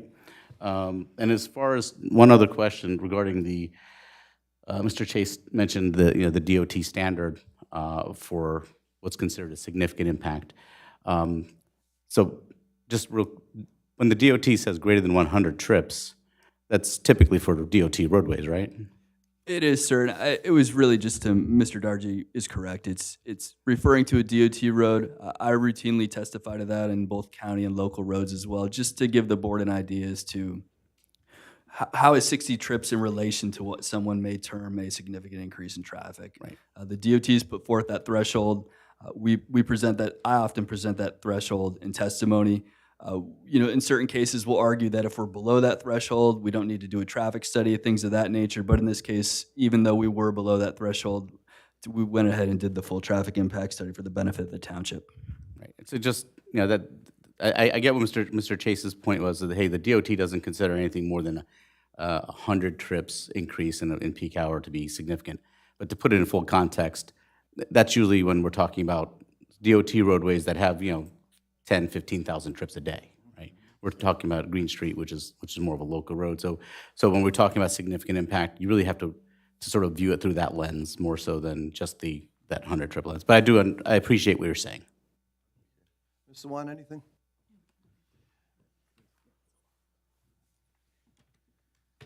Mr. Chase, I'm going to ask you a question. I'm going to ask you to do me a favor. You're a professional, and I respect your credentials, and I respect your education. And everything you said, I'm sure, is spot on, and I'm sure you didn't miss. But it means nothing to the people who are sitting here, because they don't have the degree you have. They don't have the foggiest idea what you just said. With all due respect, they want to hear, how's it going to affect Green Street in plain English? Could you explain that to them? There's 76 units. Let's assume there's 2 cars a unit. 152, right? 162. 152. I told you, I'm not good at math. 152. I'm giving you the benefit of the doubt. Thank you. He wasn't lying. 152, all right? And people go to work. Normal people go to work between 6 and 8 a.m. Would you agree? Typically, If you worked in the daytime. If you worked in the daytime, yeah, we see typically anywhere from 6 a.m. to 9 a.m. Typically, someone's leaving for work. And I apologize for not being more. No, you put on the record what you need to put on the record. I understand that. And I understand most of it. They don't. I don't think there's an engineer sitting in the audience. I may be wrong, but is there? I am wrong. Okay. You understand it, sir. Okay, but you're one of whatever there is in your 45 people. So how is that going to affect those cars coming out to Green Street, making right, left, or wherever? Certainly. And so you're correct. And that is one of the benefits of these types of developments. It's not like an office development where everyone shows up at 9 a.m., everyone leaves at 5 p.m. Those trips are dispersed over the course of generally, as you mentioned, 3 hours. Typically, we see people start leaving for work at 6 a.m., all the way up until 9 a.m. Similarly, coming home, we'll see people start arriving home at 4 p.m. all the way to 6, even 7 p.m. So you get a dispersion of traffic. It's not a situation where school arrival or school dismissal occurs, and that it's very much a concentrated traffic impact. This is more dispersed over the course of several hours. And that's what those numbers that I spoke to represent. They represent what the Institute of Transportation Engineers, through studying existing townhome and condominium developments, have garnered for actual traffic generation. So it's based on research studies of existing developments. We plug in the amount of units that we're proposing. That gets those projections there. And that's what I spoke to. It translates to approximately 1 vehicle every minute during that peak hour. It's approximately 60 trips. So every minute during the course of that singular peak hour, there'd be 1 additional vehicle on that road. Does that mean that they're going to be equally dispersed throughout that hour? Certainly not. You may have some minutes where there's 2 vehicles leaving, 3 vehicles leaving. You may have some minutes where there's none. It's going to be dispersed throughout that hour. We look at that overall hour as what the impacts are. That's where Mr. Prasad always likes to talk about levels of service. That's where the levels of service come into play. So we take the traffic counts for the existing roadway network to get an idea of how many cars are on the road now. Are they going right, left, straight? And we take that and plug it into an analytical software that we have, and it actually rates the operations of the intersection. Those levels of service, it's similar to school. They go from A to F. F doesn't mean that you failed and you don't pass the class. F means that intersection's at capacity, meaning that there are more cars trying to go through that intersection than can actually get through that intersection. That's what level of service F means. As I mentioned, these intersections are all at level of service A. So that means that they are operating with additional available capacity. They could actually accommodate more cars going through them than are going through today. So we're adding our additional traffic onto what's out there now. We look at it before and after and see that there's no change. So the overall traffic impact would not be perceptible to anyone driving by, in that these additional units would be developed. There's obviously going to be additional traffic associated with them. Are they going to have a substantial impact on the operational conditions on the adjacent roadway network? Based on our analysis, they wouldn't. And Mr. Chairman, I hope that was a more clear explanation of what we're proposing. If it's not, I'd be It's not happy. to me, you have to tell them. Hold on. If we assume that the records show people leave between 6 and 9, is that what you said? 3 hours. Yes, sir. So if we divide it, that we'd get about 50 cars per hour, and that comes down to the 1 per minute, is what you're talking about. But the truth of the matter is, people don't go in at 8:52, they don't go in at 8:14, they probably go in at 8, or they go in at 8:30. Most jobs start on the hour or the half hour. So the rush would be quite a few cars coming out at the same time, right? Not necessarily, sir, because everyone's commuting to a different location. So They all got to get out of there, though, and there's only one they, way out. they do, but some people may be driving 10 minutes, some people may be driving an hour and 10 minutes. Right, They're but- going to leave based on a different time. There's only one more road in and one road out. That's correct. So they have to come out and they have to meet up with Green Street. Correct. You don't think that that's going to have serious impact on the neighborhood? Based on the number of units that we're proposing and the traffic it's projected to generate, no. You've been on that road, sir? I have. Okay. What about school buses? Has this all been tested for, hold on, wait. You're all going to get a chance to talk, I thank you for your patience, but we have to do this, as the attorney said, this is a quasi-judicial process. So they need to put certain things on the record, we need to question certain things, and that's the way it goes. You're going to get your time too, so you can have your questions of the professionals. That's coming. So just let me finish with this. School buses, would they be able to turn around in there? Yeah, and that's correct, and that's one of the benefits of the site circulation. You can see that the internal roadway will provide a loop. So they are 24 feet in width, which Mr. Seawald mentioned, which is compliant with the state residential site improvement standards. So a school bus could enter the facility, head in a northerly direction, traverse this loop in a counterclockwise manner, and egress the site back towards Green Street. Do you know if these are buy or lease? I'm the wrong professional You answer want to a that, record and sir. tell me what they are? Buy or We don't lease? know yet. Buy or lease? We don't know yet. Okay, thank you. I appreciate you trying to help the people out to just understand what the reality is. It is, the numbers speak for themselves, but perception becomes reality Certainly. when you're living there. So I thank you for that. Any other questions of this witness? Mr. Scogno? Thank you very much. You have any? Public transportation, where's the nearest one? I'm not aware of where the nearest public transportation Should is, be- sir. Will there be residents walking? So we conservatively assume that there was no associated public transportation with the development. We certainly get in certain cases where we'll take a credit for the proximity to mass transit. We'll reduce the amount of external vehicular traffic because we'll assume, as you mentioned, a certain portion would utilize public transportation. In this case, sir, we assume that everyone would just drive. Yes. And regarding Chairman Sullivan's indication of school buses, have you been close to a school bus going by? It's rather noisy. And how many would you think would be in there? How many school bus routes? Yeah, I mean, the schools that they would attend, the children. What is there an age group going in there? Is there a certain age? Again, sir, unfortunately, I'm the wrong professional to answer that question. The planner probably is gonna talk to us about that, I would think. I would Yes, hope. those questions would be more appropriate for the planner, yes. He's just I'll save it for that then. Thank you. Sorry, sir. And professionals, anything more? This witness? If I could, I don't have any questions for Mr. Chase. Counselor, did you say you have something? please. Go ahead. I'm sorry, did somebody else? You want me to jump? You know what, I'll hit him. Sir, where are the off-site parking, non-driveway parking spaces? The 30, was the 38? There are 38, sir. So there's, just so I get my numbers correct, there are 13 right here along the western portion, or the eastern portion of this drive aisle. There's Are they 14. going to park into the curb or along the curb? They're head-in, sir, so they're 90-degree parking. There's no parallel stalls proposed within the So- development. And is there parking just, let's start with the first street, your first area you said. Now, is there head-on parking in both sides of that street? Just one, sir. All right, so that would be, let's say it's 10 feet or so? If you're parking, how much room is that car taking? That car is taking, the parking stalls are 20 feet in depth. Street is, 10 by 20? Didn't you just say, 10 by 20. isn't it only a 24-foot paved interior roadway? The roadway itself is 24 feet, and then there's additional 20 feet of parking beyond that. So Oh, I see. in certain areas, the roadway will be 44 feet in width if you're including the parking area in that. Okay. In the areas where you don't have head-on parking, is there any restriction of having parallel parking?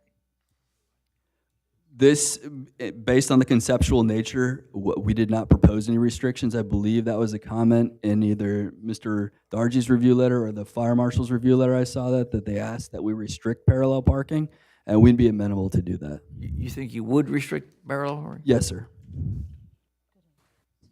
Do you have an opinion, let's presume for the sake of the discussion, that school buses are in that site at more or less the same time as people are trying to get to work, right?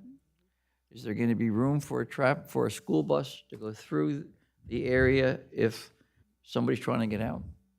There is, the 24-foot wide cartway width is sufficient for a school bus to bypass another vehicle coming in the opposite direction. How wide's a school bus usually, about 10 feet? School bus is not 10 feet wide. It's a little less than 8 feet, sir. Okay, all right, thank you. Point of order, sir. School buses put their emergency lights on. You can't pass them. I understand. Certainly, if the school bus was stopped with its lights on, nobody would be bypassing that. But I think what the attorney's question was, is if it was driving and actually circulating the site, getting to the stop, could another vehicle pass it, which it could. Mr. Rizzo? when, let's get back to the study.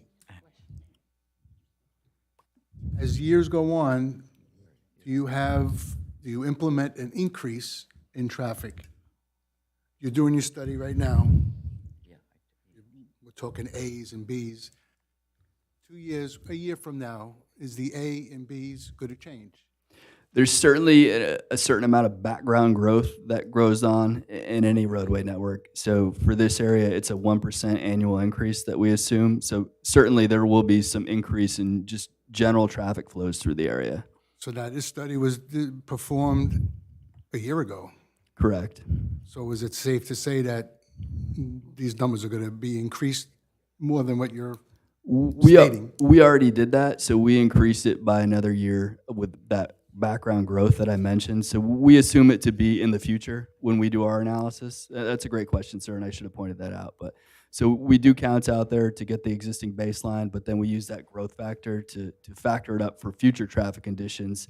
That just assumes any increase in traffic over that time period. One more thing with it's one way in, one way out. God forbid that entrance gets blocked, accident, vehicle stall, bus stalls. Now you need an emergency vehicle, God forbid somebody's having a heart attack. How they getting in there? And that was really the genesis of the channelizing island that Mr. Seawald talked about, the landscaping island that bifurcated this. The residential site and improvement standards, they recommend in these similar situations that you provide that island, so you're effectively creating two separate lanes of traffic. For just what you mentioned, sir, if one lane was to become blocked, you would still have another lane to be able to bypass that through traffic control. Would still be able to get out in both directions. All right, I have a question. There's a gas main break. You have one way in, one way out. Now what? There's a gas main break, which has happened in Old Bridge already years past. There was one way in and one way out of the development. What do these residents do? And it's at the beginning where your lines will be run in. It's certainly, that would be dealt with by emergency management personnel. You know, they would have to develop an evacuation program if that was to occur and advise the residents how to evacuate accordingly. What's the alternate evacuation route? We would have to work with emergency management officials to develop some sort of evacuation route should an instance like that occur. Hold on. Okay, thank you. Mr. Dargy wanted to say something first, and I'll get back to Ms. Andrews. Thank you, Mr. Chairman. Just one quick question. I know we're at the use variance hearing, so really we're really dealing more with the intensity, the compatibility, all the stuff that we already talked about. So site plan issues are something that frankly we usually wait for site plan. But I do have a question since the parking issue was raised. The residential site improvement standards require a half a parking space per unit be available in a non-restricted kind of area, so not in a garage and not in a driveway. And you do have that. You have the 38 spaces because you have 76 units.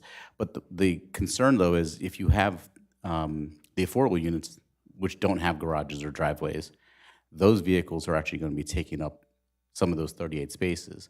So if this were to get to a point where we're reviewing the actual detailed engineering plans, my opinion would be that you would actually need that many more spaces on top of the 38. Is this plan able to accommodate that? We could certainly look at redispersing some of the surface parking spaces. Again, my interpretation of the residential site improvement standards was you would have the ability to utilize the driveway to count towards a portion of your guest parking and not necessarily need half a space per unit in addition beyond that. We do provide, as I mentioned, there are 11 surface parking spaces on the northern portion of the property that are surface guest parking spaces.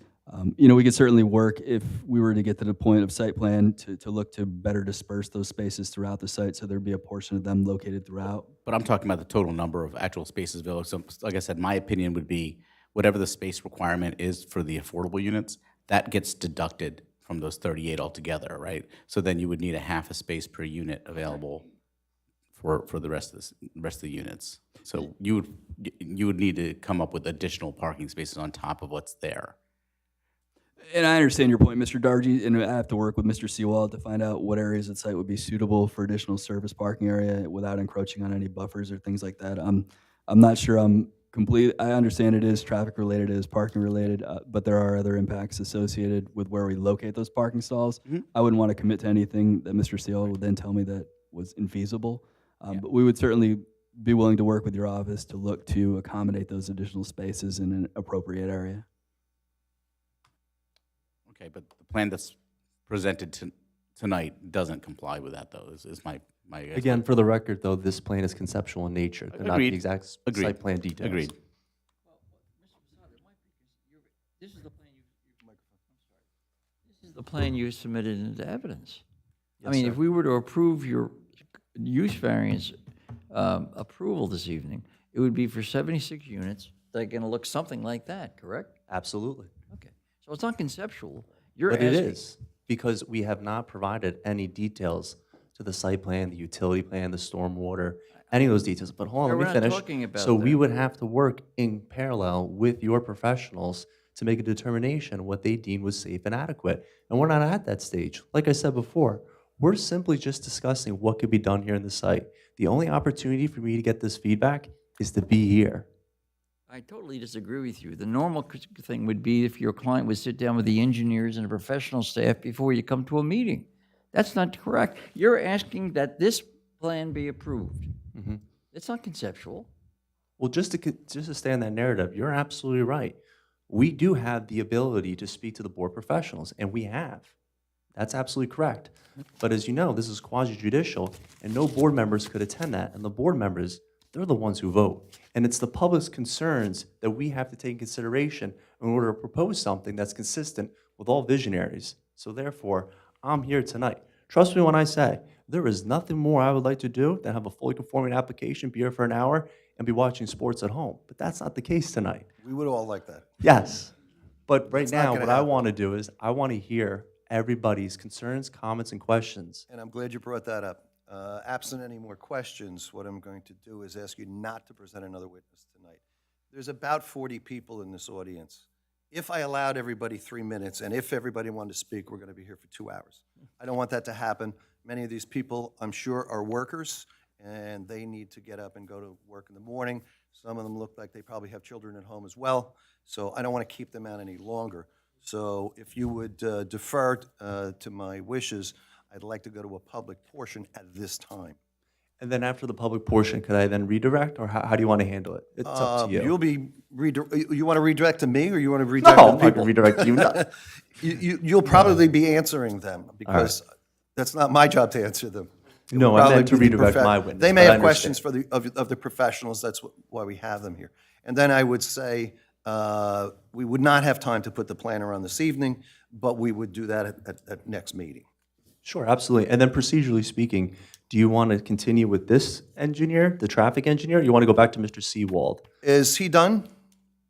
I'm done, sir. Yes. Okay, so they're both here, they're both under oath. We can defer to both of them. If you want to have both of them sit here to help you answer, to have you assign the questions to them, that would probably be Yeah, interesting. I should have signed the questions. I've tried answering before. Not so Okay. good. All right. Why don't you come up to the dais as well, sir? Yeah, sure. I'll tell you what, before we started, there are some people that just need a quick break. I'd like to go into a 2 to 3 minute recess. I really don't want to make it 5. So if anybody needs to use the restrooms, please do so now. Go ahead. I just have one question. Does this board have a hard stop at 10 or 10:30, just so I understand the It's a agenda? 10:30 hard stop, sir. Okay, thank you so much. Yeah. We're going to go off the air now for a quick recess. Please, as quickly as possible, return to the courtroom. Thank you. You okay? All right.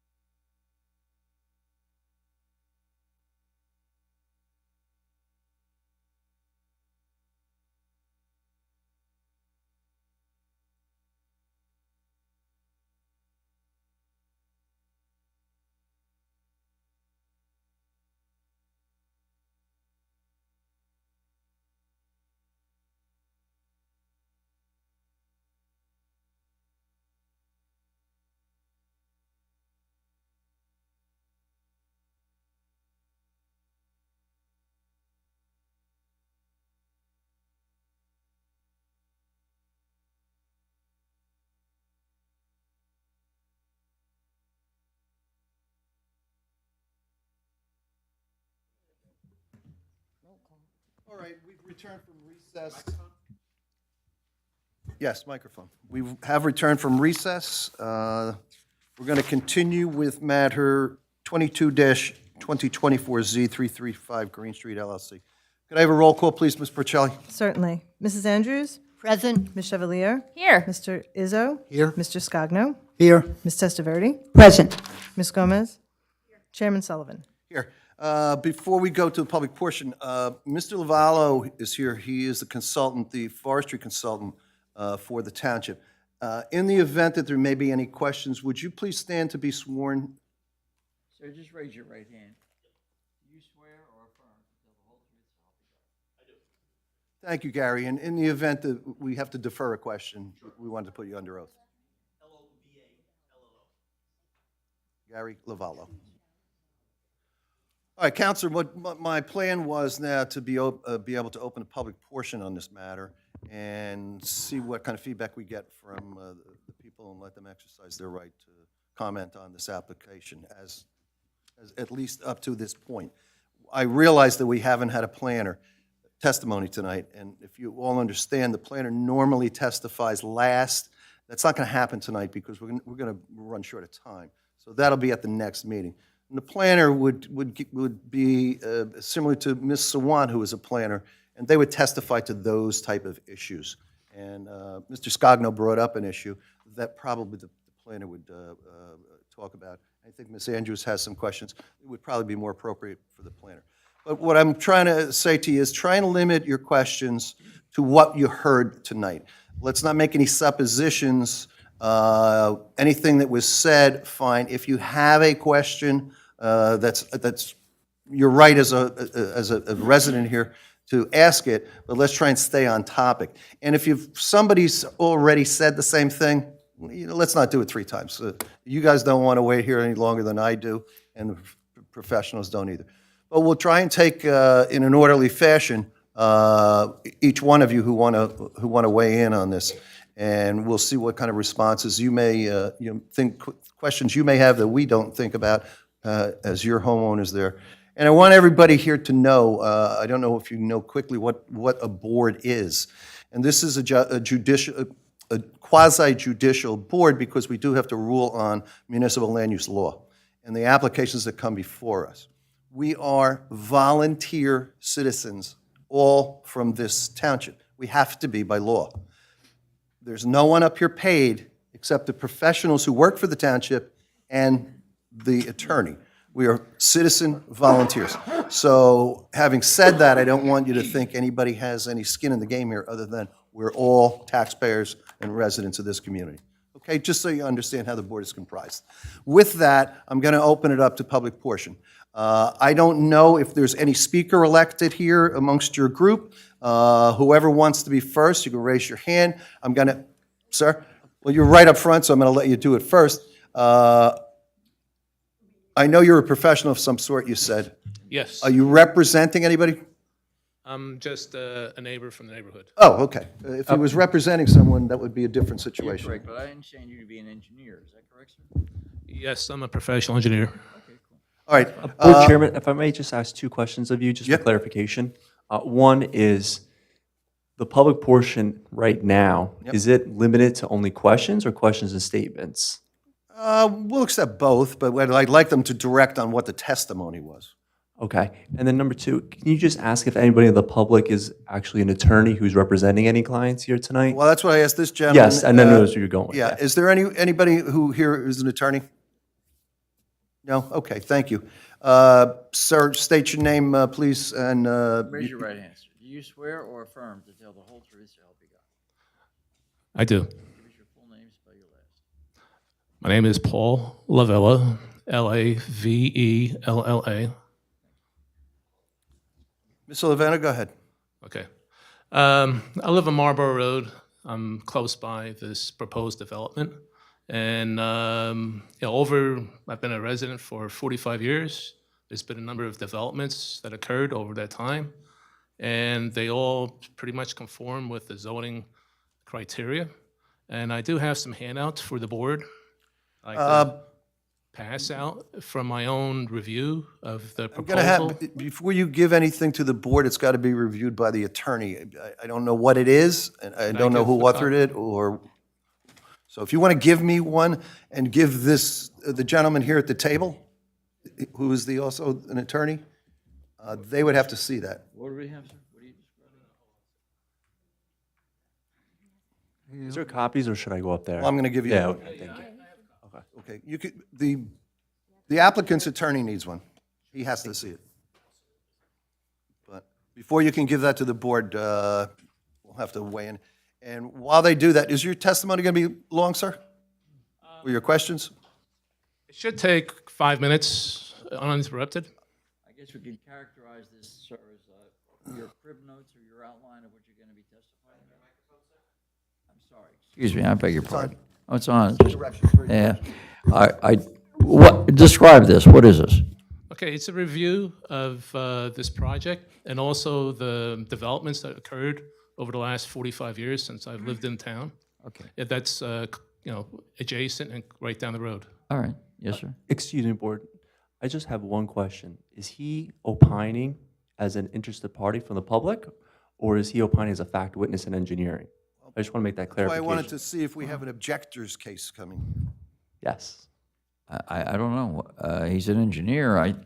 Well, then we have to qualify him and decide what in engineering was his specialty. Oh, okay. So what would you like to know? Where'd you go to school? What your degree, sir? Sir, look this way. Over here. Yeah.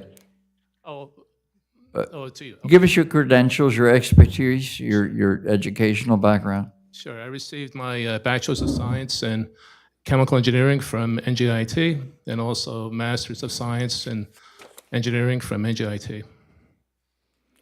Are you a licensed professional engineer in New Jersey? Yes, I am. If I may, board attorney? I'm sorry, sir? If I may ask him a question? Thank you so very much. You had stated that you're a licensed engineer. I do not doubt that for even a moment. Though your specialty, you had said chemical engineer. Is it chemical engineering or civil engineering? I'm licensed as a chemical engineer, and that was my degree in it. When I first started college, I was a civil, and I changed halfway through to chemical to get a job when I graduated. Okay, so again, your specialty is chemical engineer. It is not civil and/or traffic engineer. Is that correct? That is correct. Okay, no further questions. Okay. Sir, we're going to label this as 01, okay? You going to accept it? Yes, and then we'll distribute copies to the board. I think you had a lot more Oh, copies. yeah, I have copies. Well, let's have them. Absolutely. And then you can, Charlie would need one as well. you'll indicate, you can testify as to what it is and explain it. Yeah, I'd rather the professionals get that. You want to So go to make sure first? that, yeah, keep one. We can share one, that's all right. I would like Mr. Watch it. Dargy to have Sure one. there's no- Sent it down. Yeah, Yeah, we'll send it down. yeah, I did. He's Got got it? it. Okay. May the record show that I do object to this 01 piece of evidence being omitted, as I have Yeah, not I'll had take an a- opportunity to review same. Well, that's why I'm asking if this is an objector's case. Are you ahead. going to present an objector's case? Well, now it's a whole different situation. Now we can't do this. You know that. I'll tell you what, why don't you wait until the end? I'll get you back up again. Let's hear what some of the other people, because if you're going to present an objector's case, you know that you can't do it this way. Why don't you get? You got to go back over there, and I'm not an attorney, but what I do know is the procedure. I have one, that's all right.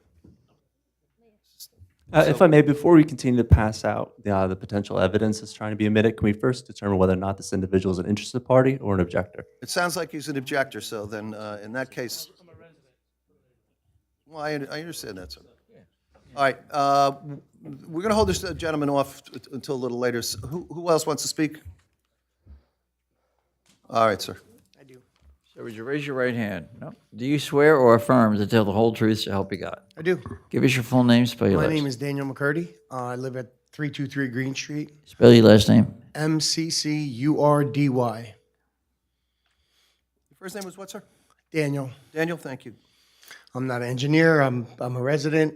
I'm a home improvement contractor. I'm not. These meetings are not foreign to me because I have to go through them all the time to build a shed. So I have a little, not this level of expertise, but I've jumped through hoops. And this is more of an impact statement than anything else. All right, so, my name is Daniel McCurdy. I live at 323 Green Street. My wife and I have been there for 35 years. I raised 3 children on that street. It's been a quiet, safe, low-traffic street, ideal for raising a family. Everyone here knows that. This proposed project will certainly change that significantly. Calling these requests variances, while technically true, it should be more accurately described as rezoning, because we're not barely going by, we're doubling, asking for 100% increase in some of the codes. There's so many technical references and ordinances mentioned in the notification that most people really don't understand it. They just know it's something big and they object to it, myself included. The following D variances are the ones most troubling to me. Number 1, the traffic, right? We've been going on it. I've been making notes to what I was going to say because it's grown since we talked. The maximum traffic increase is supposed to be 10%. You're adding 74 units to a sole access is a street that doesn't even have 74. So to say it's more than 10 is grossly understated. It's probably closer to 90 or 100% increase.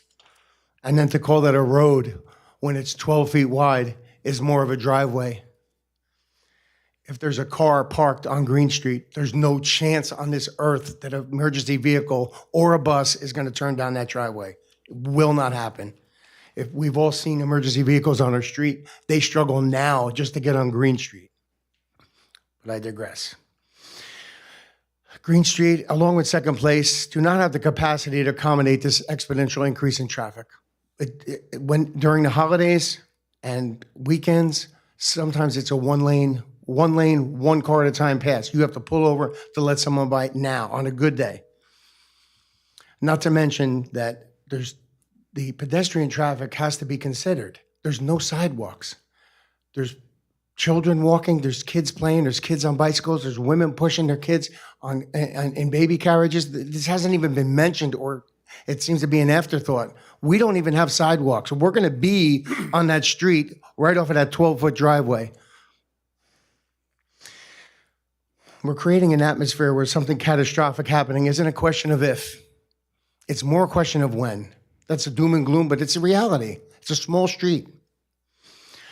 This type of a development requires to be adjacent to existing townhomes. I know we've gone over that. It's an absurd premise to say that 1,000 feet of trees is considered an adjacent.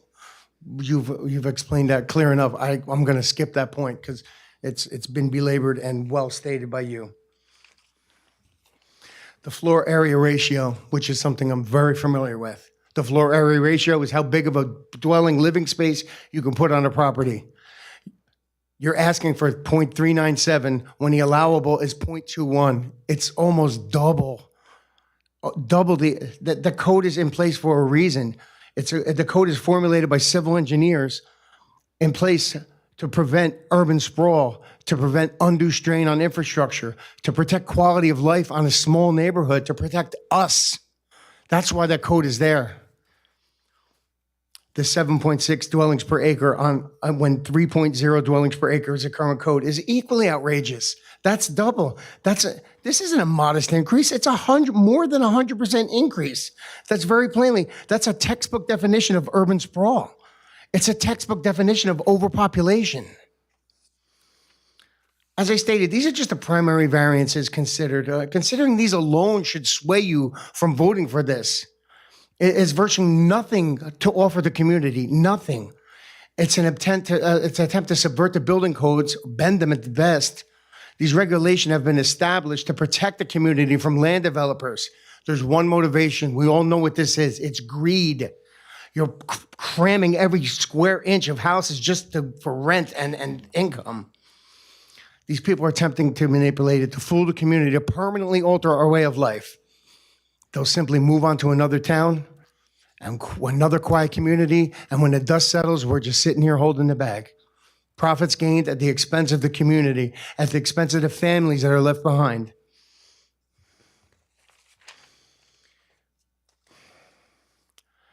Mind you, there'll be some token of gesture of goodwill, new curbs, new sewers, some trees lining the streets. This is window dressing. I'm sure there's equally enticing monetary component to this endeavor that will benefit the town in some measure. But at what cost? Who pays for that windfall? I'll conclude with this. Whatever the amount of money that's driving this consideration, it will most certainly one day evaporate. How much money is worth ruining a neighborhood? Profits are temporary and for the few. The damage to the community and a way of life is for the many. It will be permanent. This zoning board has an obligation to protect the community from greedy land developers, to stop the urban sprawl. This should be an easy decision. Decline this request. Vote no. That's all I have.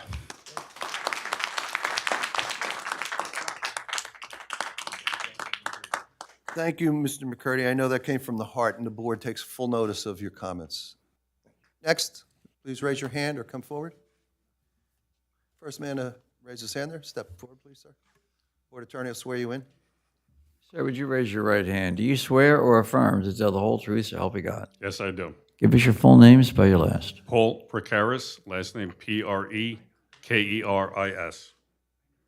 Thanks. I'd like to echo Dan's statements and his sentiment. You know, this land use variance density proposal is outrageous. Okay, and I'm just going to keep it very short and keep it right to the facts. The width of Green Street, okay, is so short and not wide. It fits, we barely fit two cars going side by side. If I have friends come over and park in front of my house, there's one car that comes by. I've already had a car in front of my house hit because of this, all right, because of lack of width. So that's the first point. The fact of a 10% increase in traffic on surrounding streets. I've done traffic studies. I have an electrical engineering degree. I'm not a professional engineer, but in my opinion, in traffic studies, a traffic study, and he knows this. So I'm going to, you know, when you look at it, there are 3 to 4 school bus stops on Green Street. Green Street is horseshoe shaped, okay? If it stops, you're going to back up 5 to 6 cars minimum. So say 10% increase, you're looking at the density of the proposed, not of a Green Street, right? That just gets thrown off the map. The next thing I want to add, you talked about density of Avalon. I'm glad you pointed that out. It's a 2.5% density in Avalon. Great. You want to go to 7.6? Triple. Insane.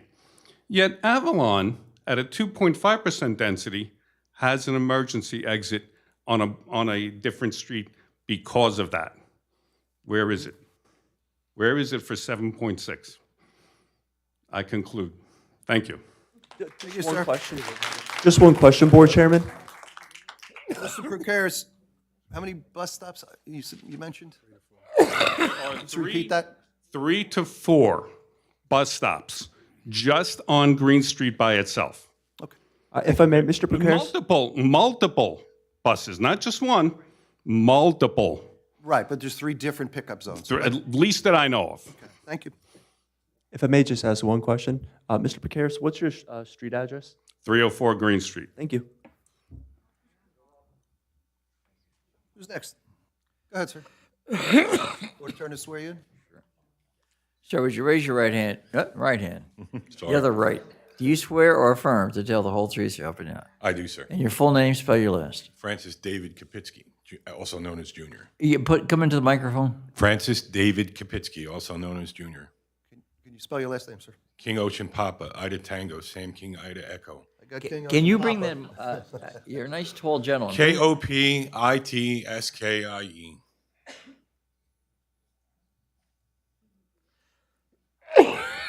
I have several objections as a resident lifelong of the neighborhood. I've been there my entire life. I grew up on Green Street. I lived on Green Street. My parents still live on Green Street. I live 4 houses away on Marlborough Road in a straight line. When I was a kid, this was a quiet community neighborhood, safe to walk down the street. Green Street was a dirt road. Now we have a development that wants to come into a single-family community where young children walk to the school bus every day. And I have serious problems with high density in this case. We have a zoning ordinance for R12, I think that's an R12 zone, which is 3.0 homes per acre. The original implication was 18 homes. Now we have 76. So what ends up coming, to my opinion, damage to the neighborhood. I read the reports online. Everything says, oh, minimal impact to the community, community. Oldbridge is 42 point something square miles, I believe. The community, the neighborhood, two different terms. The community is going to have some impact, fire services, police services, et cetera. But the local neighborhood is going to have a severe impact. So my objections are that they underestimated the amount of vehicles that the facility will contain. They underestimated the number of persons that the facility will contain. The input to the neighborhood, the impact to the town on pollution, health hazards, schooling, etc. So the neighborhood, like we said, it's a quiet little neighborhood. Exits at both ends at Brook and Second Place, where several children walk and wait on corners for school buses with no curbing and no sidewalks. As a past SOBFD member, I will concur with the fire chief's speculation that it's going to be hard to get an emergency service truck back there, especially something like a ladder truck. It's already tough enough now. If you go down Green Street, and like one of my other neighbors said, you park a car, I can't get my F-250 by them. That's a normal size pickup. I can get my little SUV RAV4 by them, sure. But, you know, when you start talking that our street has approximately 46 homes. Now that was a rough count, me walking down the neighborhood, about 94 to 100 automobiles. When you start considering that the development itself, they're calling for 76 units and 255 parking spots with surface water runoff and drainage to deep run. And that that would translate into, in my estimation, with children maturing, filling of bedrooms at one child per bedroom, that this facility, this development, could receive over 300 cars that'll be moving in and out. Would you want your young child walking on a bus with 150 cars, maybe trying to rush out and get to work in the morning? Recipe for disaster. Concerning the fact that one drop of oil can contaminate 100,000 to 1 million gallons of water, and we intend to put 3 drainage ponds for surface water runoff to deep run water system. Is everybody aware here that deep run water system feeds the township wells and aquifer? It runs behind, comes out over near Ramsfield, and moves into the watershed off behind Runyon Road where the township wells are. You know, you start putting more fertilizers, more chemicals, oil, sulfuric acid, ethylene glycol, you're gonna pollute that brook. One drop of sulfuric acid will kill the ability of aquatic and marine mammals to live in that brook. What's it do to the human body? As that all passes downstream later on. Now, I'm not no engineer, but I'm a resident who grew up back here. My concern is they say it will have no impact on the services provided by our town. Anytime you make a high-density development, more domestic violence, accidents, you have assault, battery, you have people moving in that may or may not be desirable. We can't control that. But is it going to have an impact on our police department? Absolutely. It's going to have an impact on the neighborhood? Absolutely. Are they going to turn around and push all their visitors out in the street? 255 parking spots. The actual growth might be over 300 cars. Where are visitors going to park? Where are maintenance technicians going to park? Let alone the driveway between two homes. You know what that's going to do to their property value?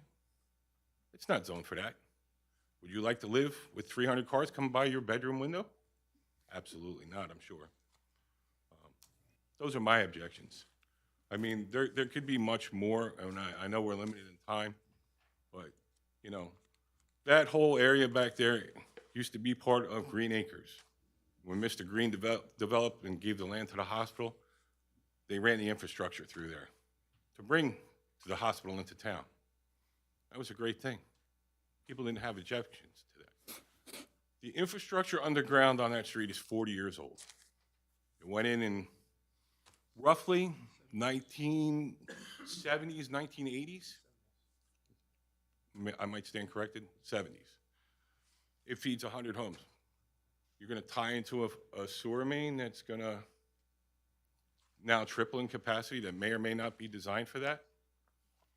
What's that going to do to the people who have to go to work on that street? Are we going to end up looking like Route 18 for years? I would hope not. I mean, we're talking a lot of work to put a development in that size. We're talking a lot of disruption to public safety, fire safety, police departments, school children who walk our streets, moms who walk our streets. No curbs, no sidewalks, a lot of cars. And then, two, we have the public safety risks to the residents of that development as proposed that, you're right, I've seen it in a neighborhood where a tree had come down across the street on one end and a telephone pole on the other, and people were stuck because they couldn't get out. Now you're going to have 300 more people or more. I mean, it's a no-brainer.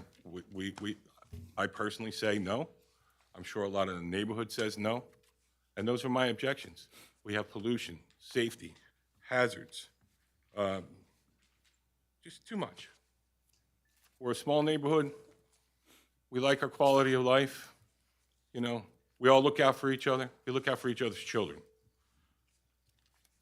In my opinion, no. Thank you. Thank you, sir.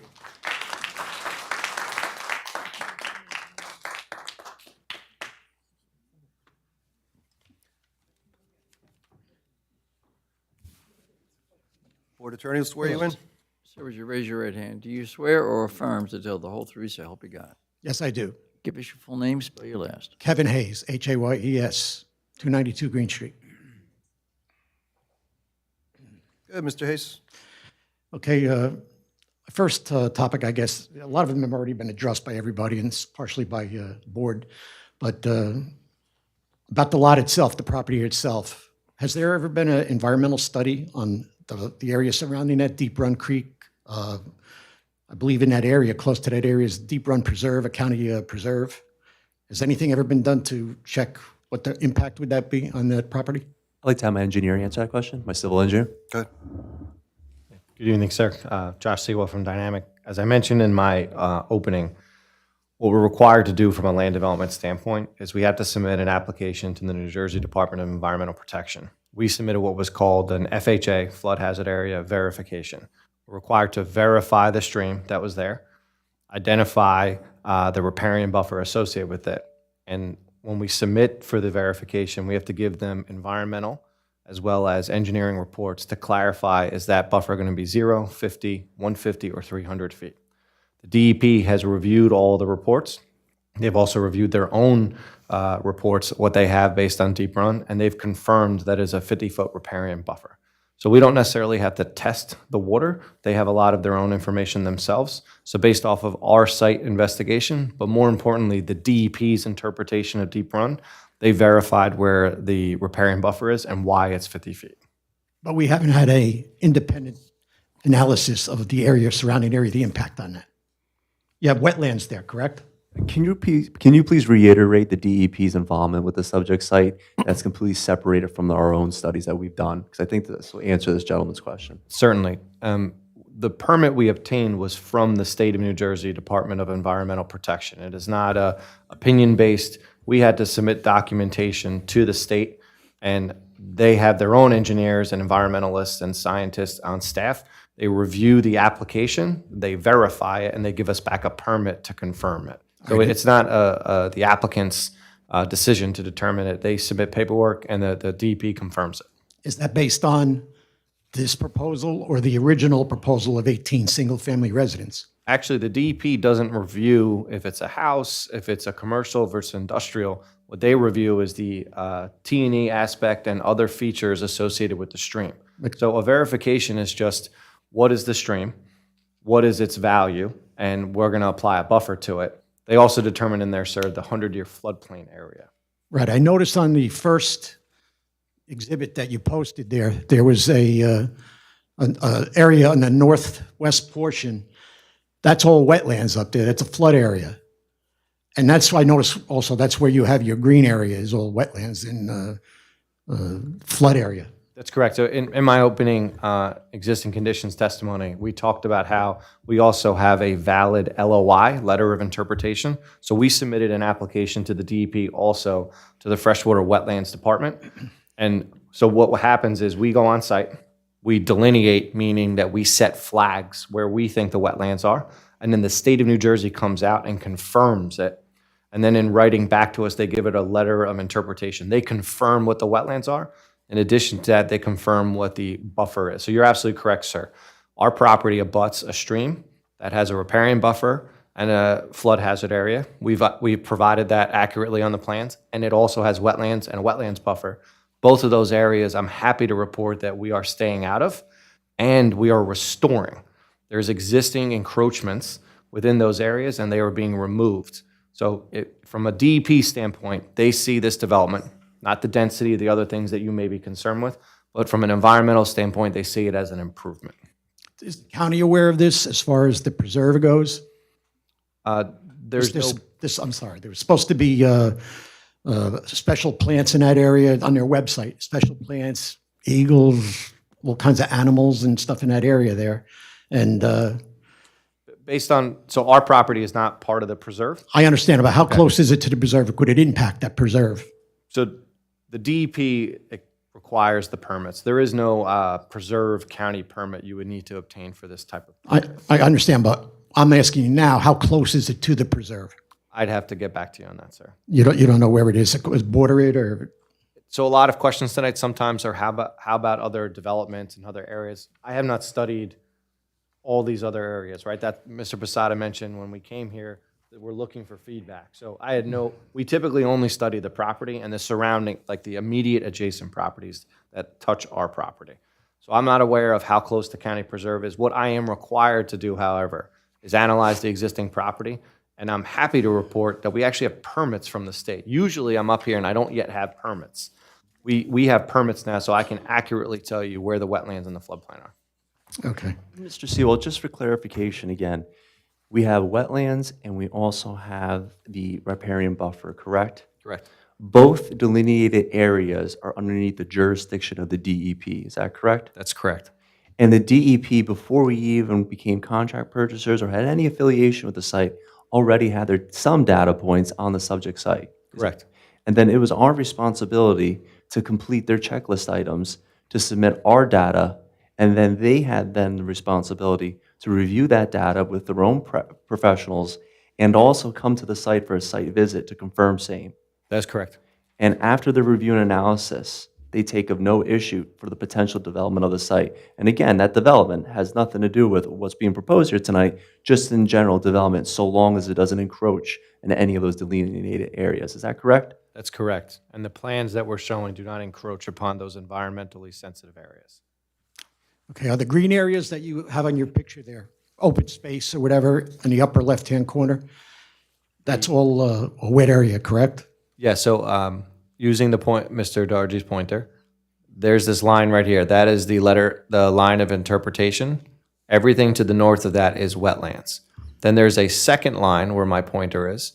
That is approximately the 50-foot transition area buffer. That it's not wetlands, but they put a buffer so to keep development away from the line of the wetlands. But in reality, you're counting that as open space? It is open space, sir. I know, but it's not usable open space, really, flood zone. Correct, but it is still open space. Wetlands. Sir, it's open space, especially by the way that Old The Bridge. swamp is too, but it's... I think he's answered the question. Thank you. Did I answer? I think Mr. Lavallo published the report. I was going to ask that if. Yeah, if there and was I a think report. that's public purview, and it should be part of the record, right? Correct. Yeah, and I think you can find that on, That online? yeah. No.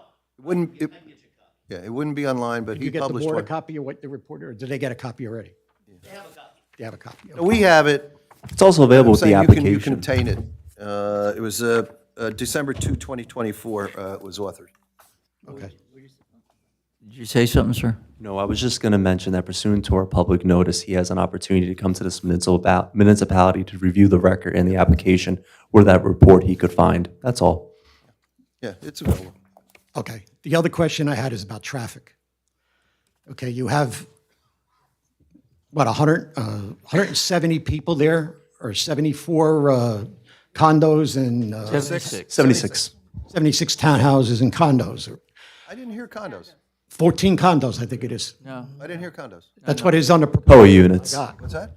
COA units, COA. COA. units. Affordable Not hou- condos. affordable Affordable housing housing units. units. Yeah, I They're all thought that- townhouses. Yeah, I thought it came across as so many houses and the rest is condos, I thought. No. Well, Even their application states condo. yeah, that's what I was reading off the application. I read the application, it says condo. Oh, yeah, hold on, we can't, this is all being taken down by a stenographer. Mr. Hayes, the law is clear. It doesn't matter if it's condos or that the type of ownership is inconsequential. There are 76 units, of which I think 15 are going to be 16 affordable housing units. Hopefully. Right. 14. My whole 14, point- hopefully 16 was what. My whole point is, that's not important anyway, it was about the number of people moving in there. The number of cars, 255 parking spaces, 174 projected cars or transportation, all coming out of a 12-foot by 12-foot entrance and exit, and egress, ingress. That's crazy, that's a bottleneck there. You got emergency vehicles, you got school buses, you got local people coming in and out. It's crazy. The original proposal, 18 single-family residents, it makes sense. You have one street coming in and out. You could do that. But here, there's no way. It's too many people coming out of that one road. And Green Street, it's like one exit on Brook, one on Second, and the other one goes to Vanover. And then Nicky's brought up, where Vanover comes out to Marlborough Road into Nicky. That's a dead end. Goes right and left, and you can't get out to any other roadway. This here, there's no other exit, like it was pointed out somebody else. There's no emergency exit if something happened at the front. You couldn't get in or out. I mean, and the traffic, like I said, the impact on Green Street, you got cars parked in the street now, you could barely get one car by. I mean, a lot of these things are brought up already, but it just points that I think have to be emphasized a little bit, because the traffic could, just an overall, I don't see how you could say 10%. You have, or the attorney, I think, represented that if you had two houses, it would exceed the 10%. Okay, now you're talking 74. What does that do to the 10%? It blows it out of the water. It's no longer 10, it's quite a bit more. I mean, the traffic, I don't know how you can come up with these numbers and say that that wouldn't have a severe impact on the neighborhood and the area. I forget what one of the points were, but that's a bit. Thank you. Your comments have been noted. Somebody else over there on the left?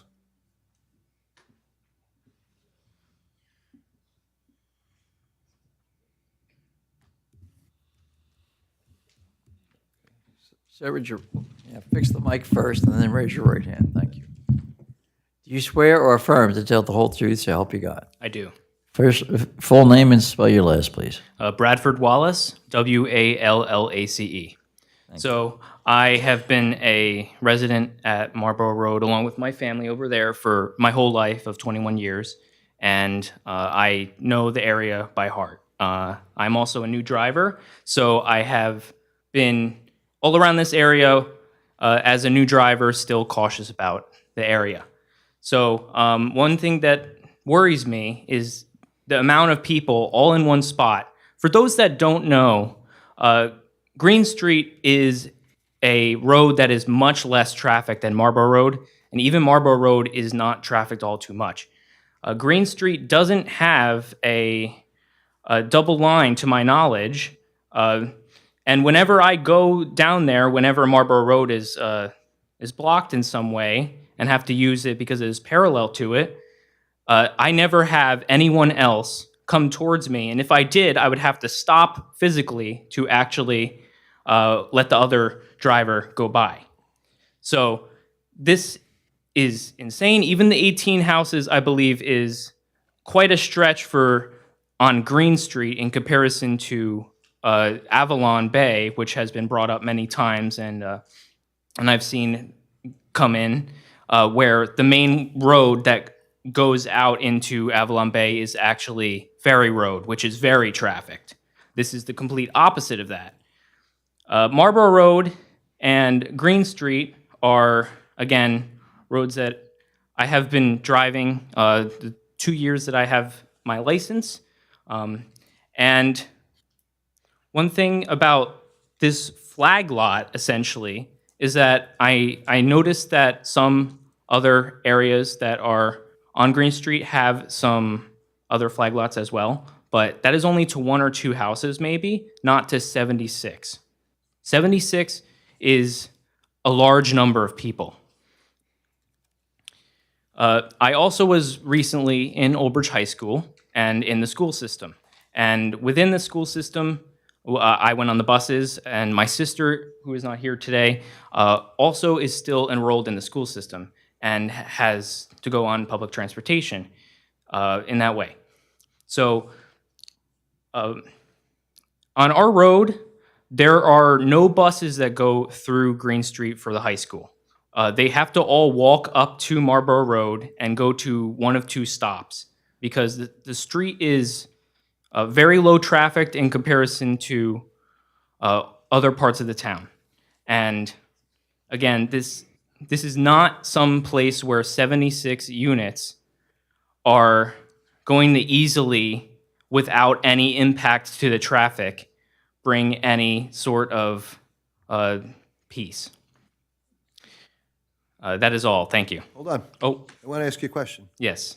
You said the high school has no pickup. High school students do not get picked up on Green Street. Yes. Hold They on, walk. hold on. Give the man a chance. Yes. So throughout the 4 years I was at the high school, I did not have any. Well, I am on the same bus as the Green Street people, and there are 2 spots I do not know the streets' names. One is after Maple Street, and one is closer to Vanover Drive. Okay. And you're recently out of school. Do you know who's picked up on Green? Junior high? Elementary school students. Elementary? Yes. Okay. And do you know where they're picked up on that street? At intersections? So I would guess that they would be picked up in front of their houses. Individually? Yes. Okay.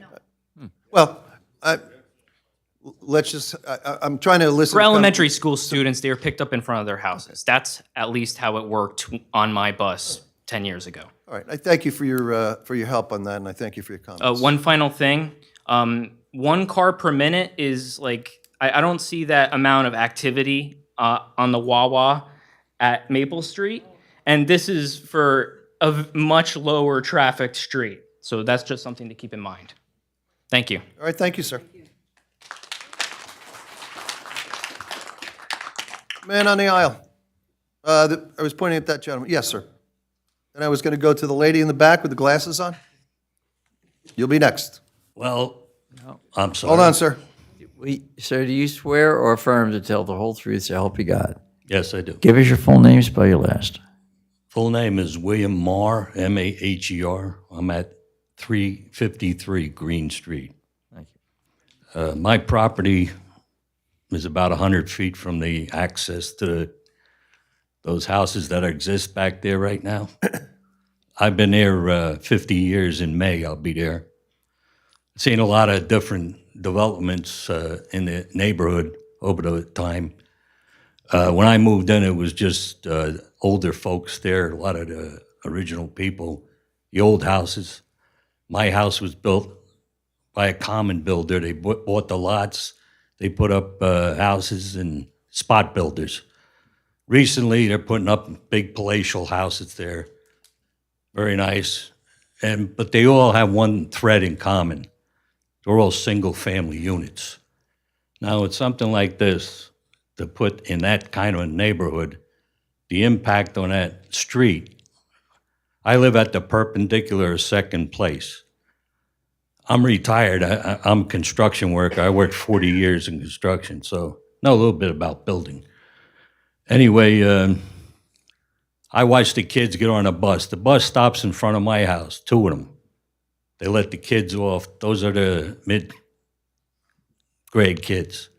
I'm sorry, mid-school? Mid-school kids, right in front of my house, they leave them off. That's about 100 feet from this access. There's also special needs bus that comes up and picks up some of the small kids. And there's another bus, the high school bus, drops the kids off up on Vanover. They have to walk down to their houses. So that's the situation with the walking. But over the years, Spruce Run up there, or Spruce Hill, a lot of those people ambulate down the street now. In the summer, I call it Venice Beach, because we have people going up and down the street, baby carriages, bicycles, kids put their basketball hoops out on the street. In the summer, when the kids are out of school, it's very active there. This type of project here is really going to have a big impact. And there's 5 people, there's 5 houses back there right now. They got about 6, 7 cars. I see them coming out all day. I don't know if they work from home or what.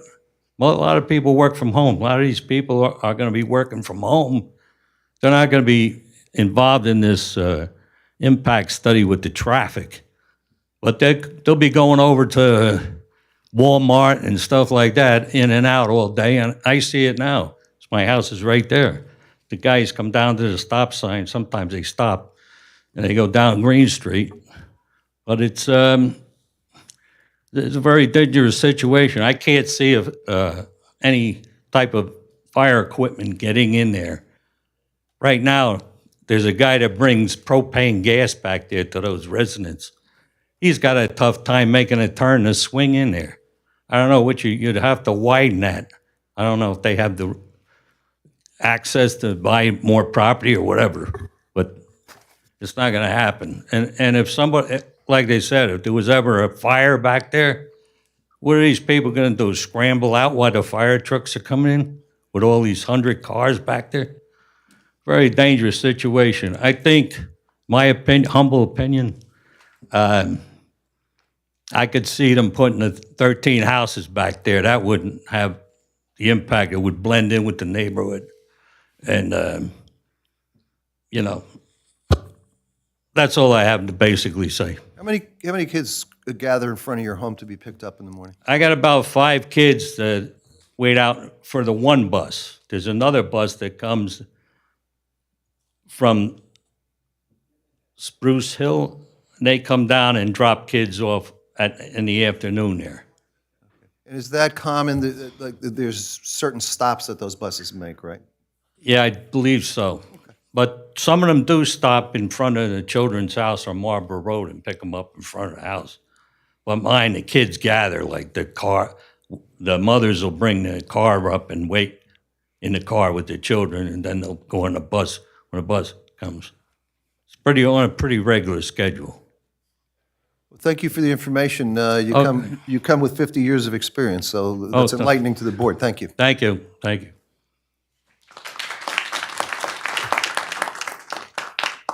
Lady in the back.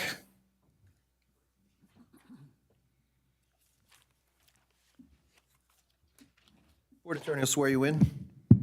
Would you raise, do you swear or affirm to tell the whole truth so help you God? I do. Please give us your full name and spell your last. My name is Anna Sharametta, last name Get closer to the microphone, please. My name is Anna Sharametta, last name S-H-E-R-E-M as in Mary, E-T-A. Anna, A-N-N-A. Shermanetta? Sharametta. It's a long one.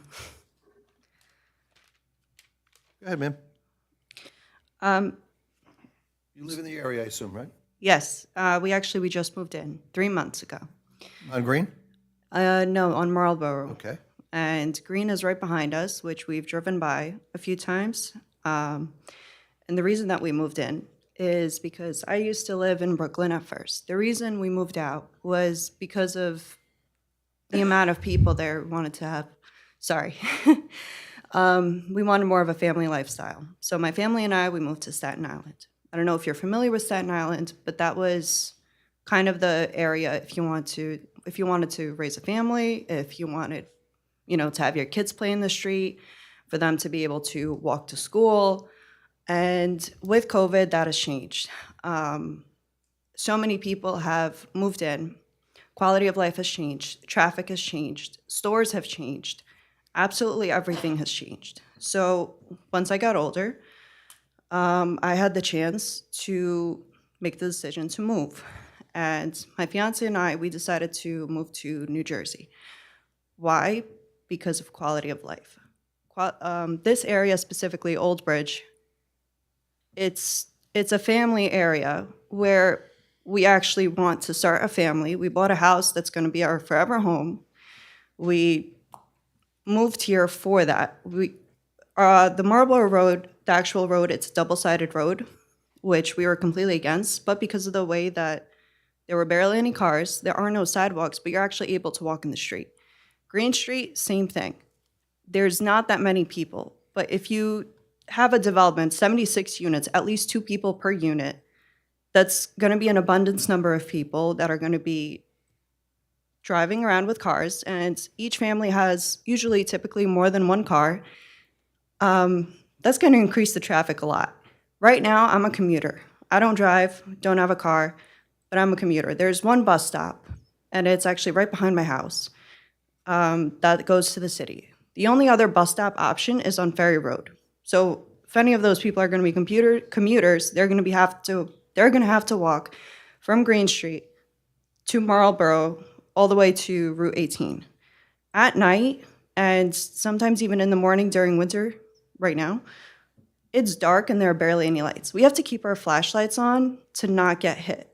I only found that out because some of the commuters that I was with, they kept telling us to turn on the flashlights because there have been accidents because of cars. They don't see you, they go in.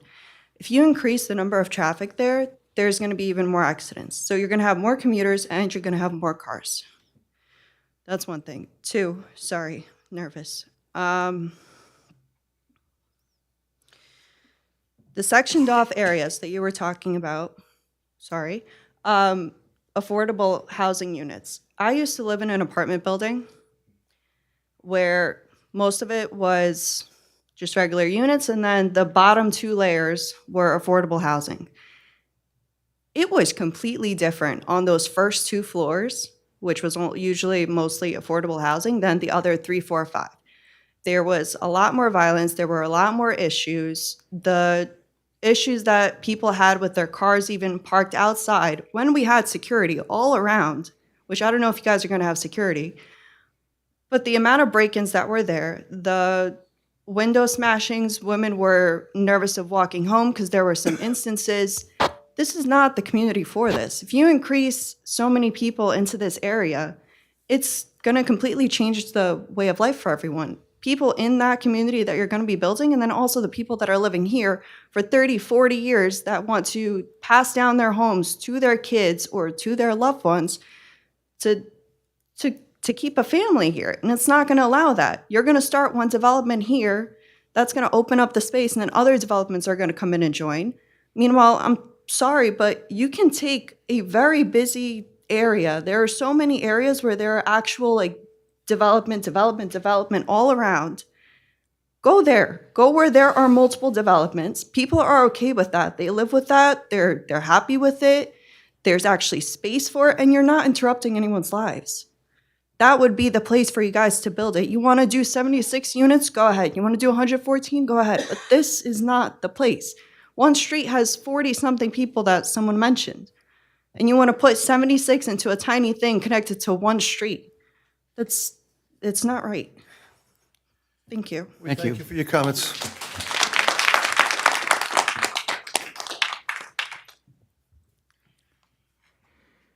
Sir, do you swear or affirm to tell the whole truth, so help you God? Yes, I do. My name is Joe Kublak. I live at 325 Green Spell Street. your last name, Joe. Kubulak. I live at 325 Green Street, actually, and that's, I live on a flag lot. So I bought the property between 321 and 323, which is where Dan and Nancy live. When I first moved in, I had asked, because I almost have a 2-acre lot, I had asked if I could build 2 houses in back there, and I was refused by the township at the time. Reason being is that they said I guess I was putting too many pieces of property into one little space, which was actually would have been 1 acre per.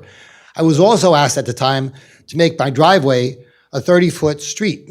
So I guess codes have changed, and I'm not debating that, but nonetheless, they were also saying that by having 2 houses or 3 houses in back there, I would impact the traffic flow that much more by having 6 cars onto Green Street. And that was 18 years ago. It's not like it's that long ago. In addition to that, I don't think we actually even are thinking about, I'm not a conservationist, however, we have deer all over the place now. There's plenty of wildlife out back there. That's a fact. We have deer actually running through our driveways and onto the street. That's going to obviously impact all the wildlife in back there.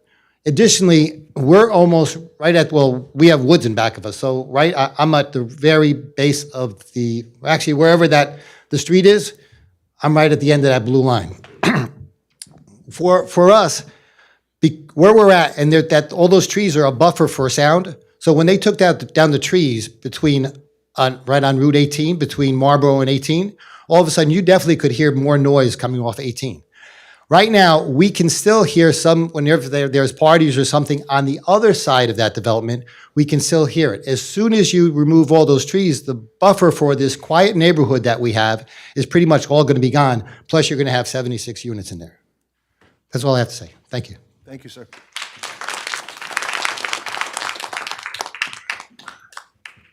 Who's next?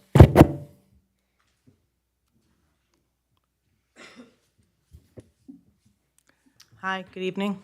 Good evening. Do you swear or affirm to tell the whole truth, so help you God? I do.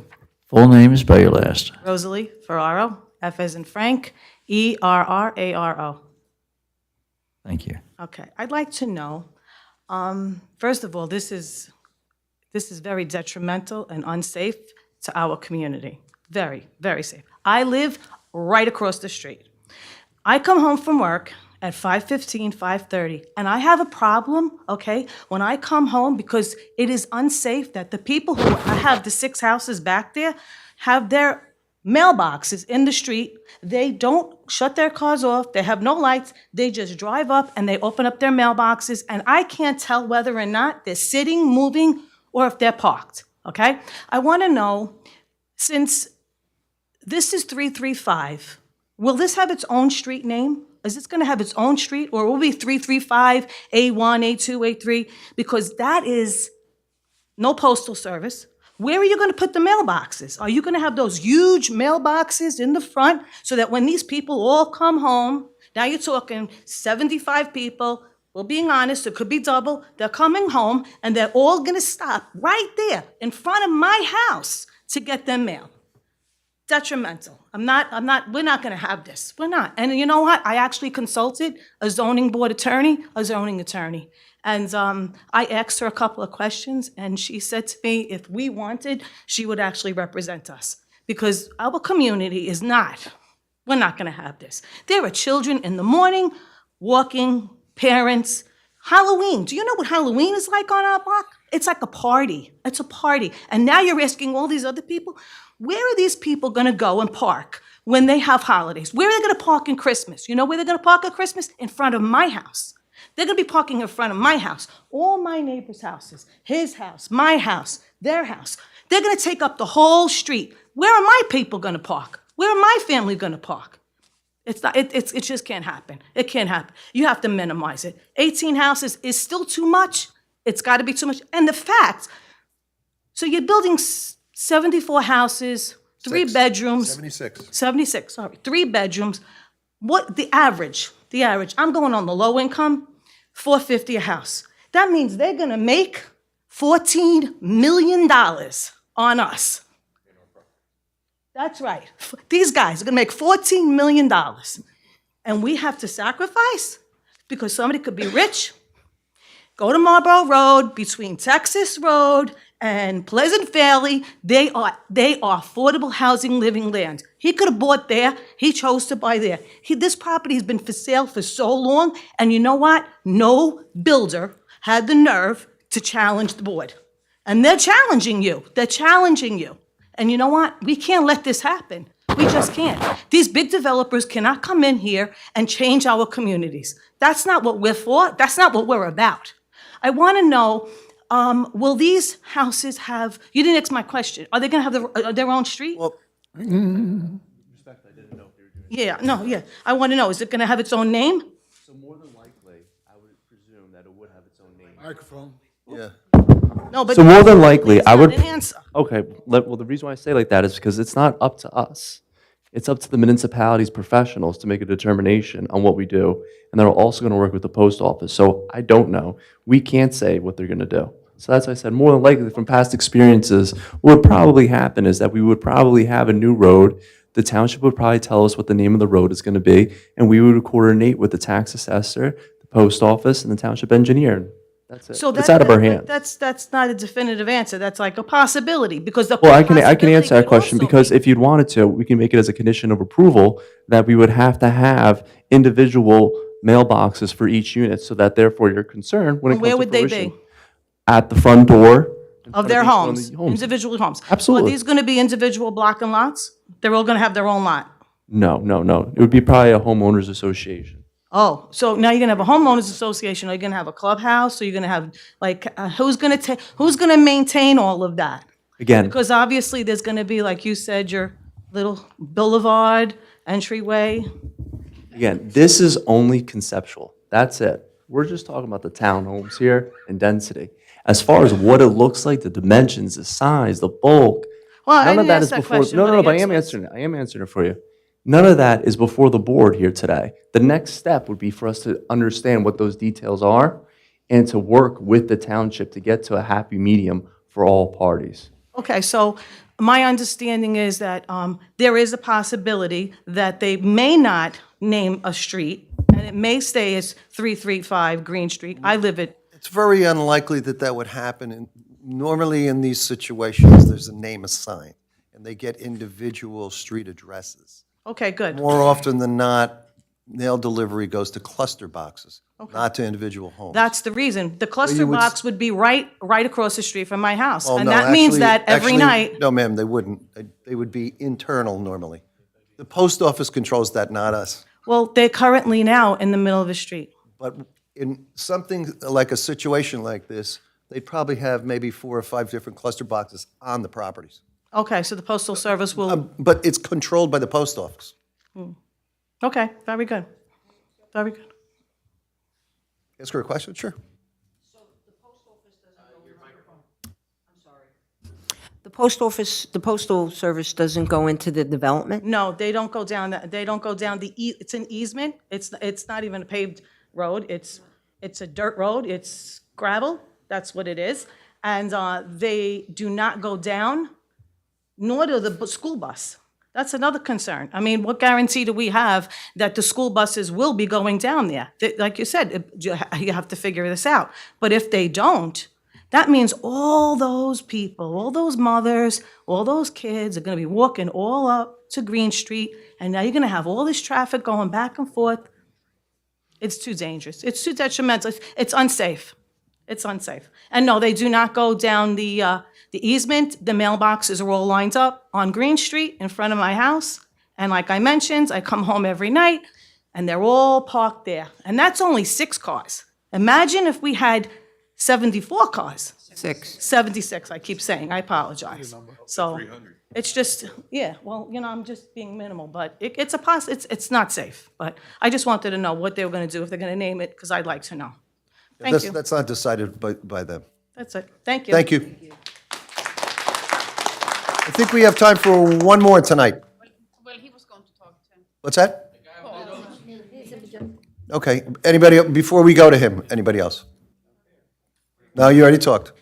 One shot a night. Come on up, ma'am.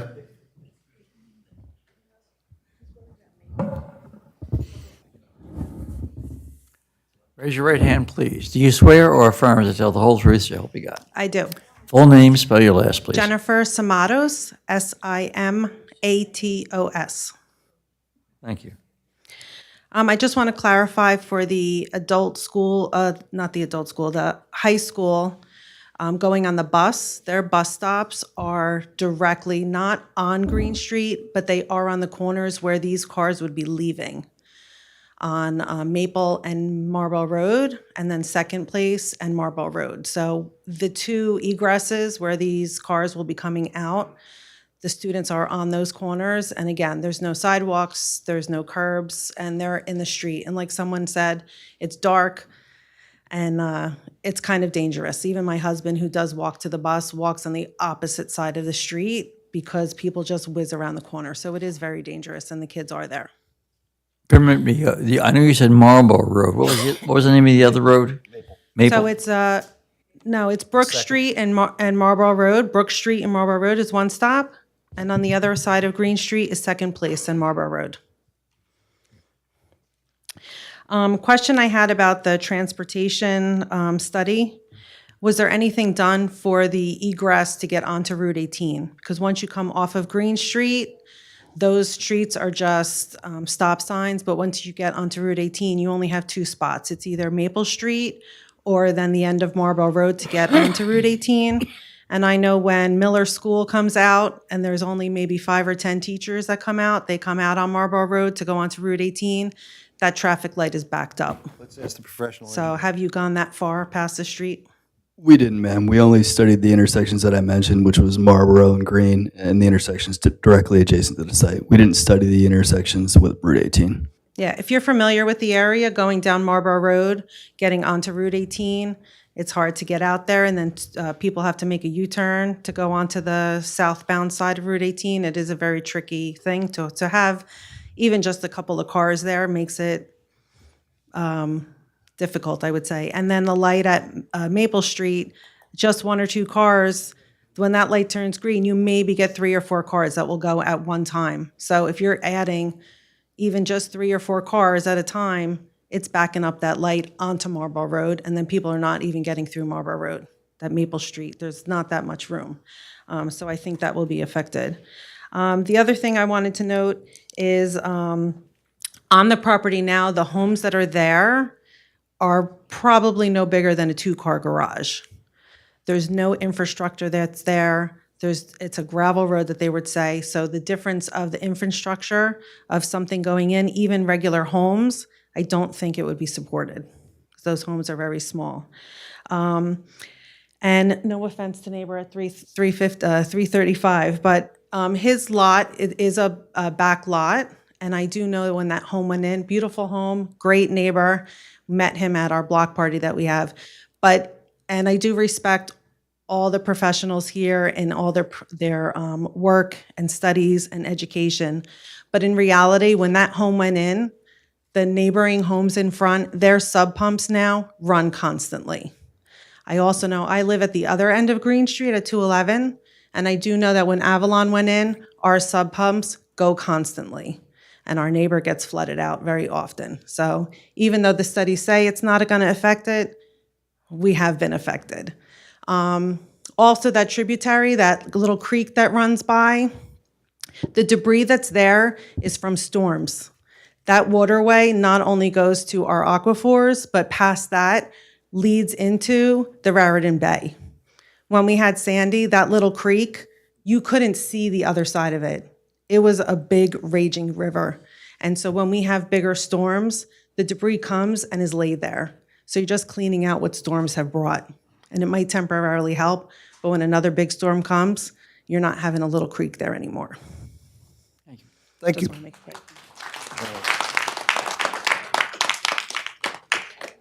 Now we got to go back to the gentleman who first came up. Let me get his- Mr. Lavella?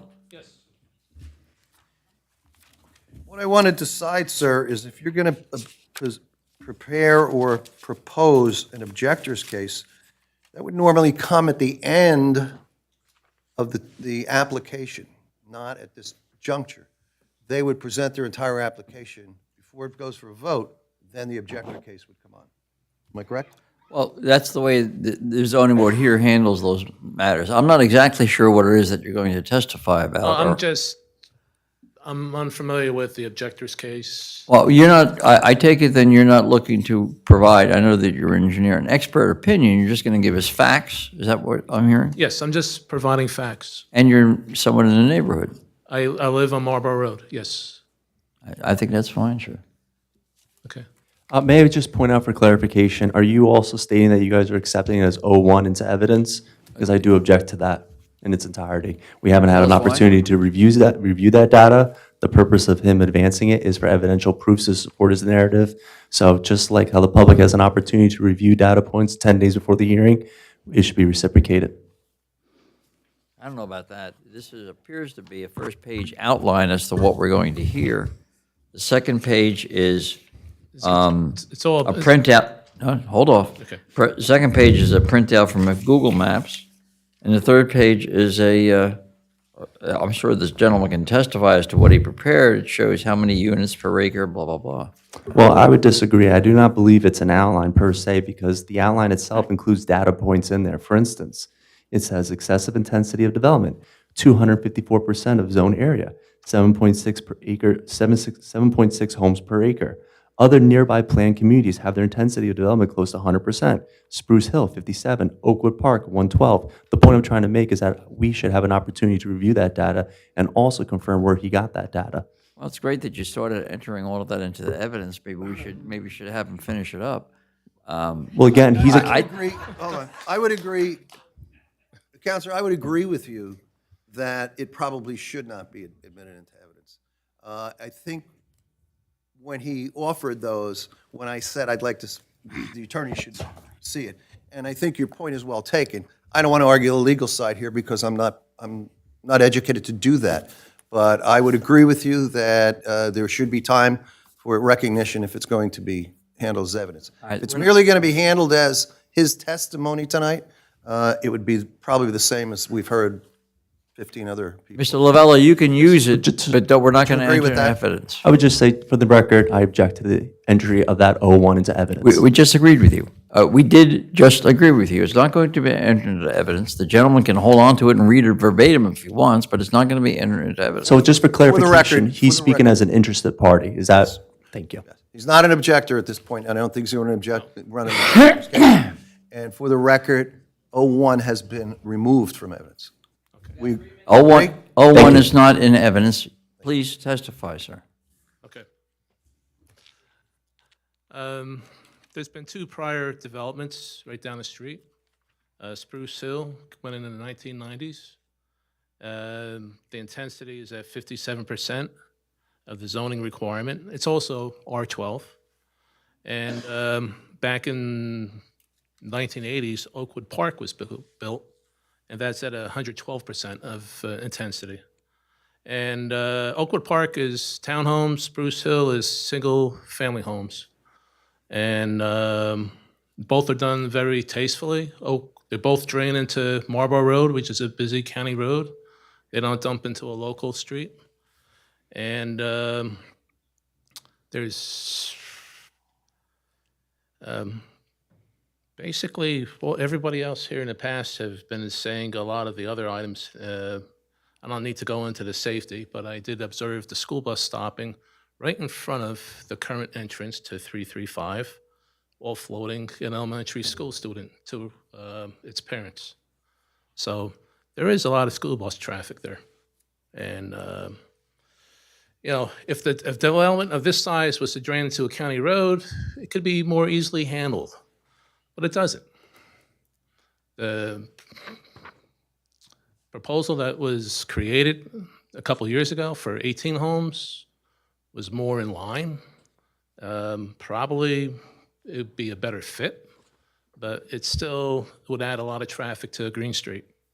So, and the infrastructure was put in back in the 1970s, and there's like another gentleman said, there's like 48 homes on the street. This is 76, so you're 150% above the current density that's there already. So the infrastructure for the utilities, it might be able to support it. Now, that's a study that I'm sure your firm would do, and that's what you're very good at doing. But it might be tapping its limitations. And basically, its comments have been made about the devastation of the wooded site. There is a lot of wildlife back there. When I first moved in, I used to walk my dog back through the woods, and he'd be chasing the deer through there. It'd take me a day to find the dog to get him back home. But and there's 6 residents, 6 households back there that's going to be displaced for affordable housing. So God knows if they're able to move back in. I do have a board of photographs for the entrances to the areas of these developments. If the board would like to see it, I'd be happy to show it. But We have received documents that show probably a lot of what you're going to do, and I would prefer you don't enter them at this juncture. You're still free down the road to present an objector's case. Again, there's no vote going on tonight. Right. And there's more testimony to come from the planner. Okay. And like with the Avalon community that was since developed about 5 years ago, there is an emergency entrance for the fire department to gain access from Oakwood Terrace that runs right through Oakwood Park. I was actually at that zoning board hearing for that. And it's just, as everyone else says, it's just too intense. This is the wrong place for this type of development. You just need to try and keep it to blend in with the community, not to stand out like a big obstacle. Thank you. Thank you, sir.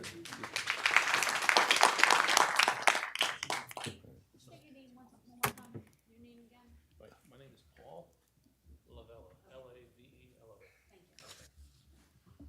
All right, we've kind of reached almost a hard stop here anyway. We've gone a little beyond. Are we still televised? Oh, okay. I didn't know we went off at 10:30. Okay. I think we need to wrap things up for the evening. I'm sure that the people here, and I haven't cut anybody off, I hope, but there will be. Yeah, I'm going to have to do it now because, what's that, sir? As long as you're here, I'll give you a quick 2 minutes. How's that? So that's like only 2 minutes, 45 seconds. All right. Your name, sir? Michael Harding. Spell, give us your full name, spell your last. Michael Harding, Harding. Do you swear or affirm to tell the whole truth, so help you God? Yes, I do. Go ahead, sir. I don't know why I'm here, to be honest with you. I don't live on Green Street. I don't think I know anybody in this room, although I think my daughter may have babysat for someone's children about 20 years ago. Was that you? See, you kind of look familiar, but I don't know. But I'm here because I am familiar with Green Street. My daughter had friends on Green Street. She's a school teacher now, but as she grew up, she had friends on Green Street. When I heard they were building this development, I said, oh, where are they building it? And then somebody gave me the address. I went down Green Street, which I was familiar with, and I couldn't find this street that they were talking about. I told my friend, you must have the wrong address. He said, no, and he gave me the address again. I went back and looked, and what I thought was somebody's narrow little driveway turned out to be the road that goes into this area where they want to build. I was flabbergasted. Why did I come here now so late? I was home looking at this on TV. I was so motivated, and I feel so bad for these people because it's unfathomable that you are going to build something back there and have cars and people that is. Have anyone on this board been to Green Street? Do you go there and look at that street? That I don't know how on earth anyone here could vote to allow them to build this project there. And I know, Mr. Attorney, you have a job and you're paid, but I guarantee you, if you lived on Green Street, you'd flip in 2 seconds. You'd be up here saying, stop this project now, and you'd do it for free. You're getting paid to be on the side, I get it. But I told you 2 minutes, I'm done, but I just can't even believe this is a question of building down that road. It's crazy. And I'd have to question everybody on this committee if you voted to do this. Like, why would you do that? You're going to destroy these people's lives and their homes. You're going to hurt their property values. I have no skin in this game. You're going to do what you're going to do. It's not going to affect me. but I do live in this town. I've been here for 35 years. I coach in Old Bridge basketball. I coach in Old Bridge baseball for 20 years. A lot of people know me by face in this town. Probably don't know my name. I coached hundreds of kids. But this is crazy, and you ruin the quality of life if you allow this to happen. That's all I have to say. Thank you, sir. You're up.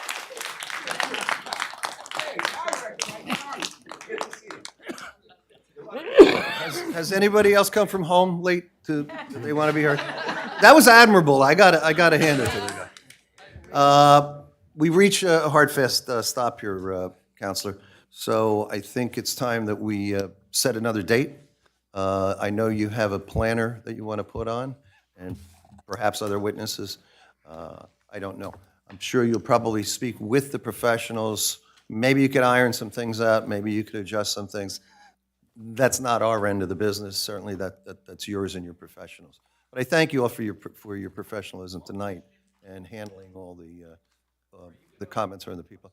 Hold on, I'll get to you in a minute. So, could we get a date for this? April 3rd is our next open date. How's that for you, Counselor? April 3rd? Yes, that works for us. Thank you. All right, folks. And may I just confirm that, Go ahead. can I just confirm the notice be carried to April 3rd? Yes, and you agree to waive any time period within which we have to give it, the time period is told before we have to make a decision. Yes, I agree to extend the approval period or decision period until the end of April. Right, she's going to give you a paper to sign anyway, right? Yes, I'll send it to you tomorrow. Okay. Thank you, Maureen. For those that are here, this matter will be rescheduled again for a continuation for April 3rd.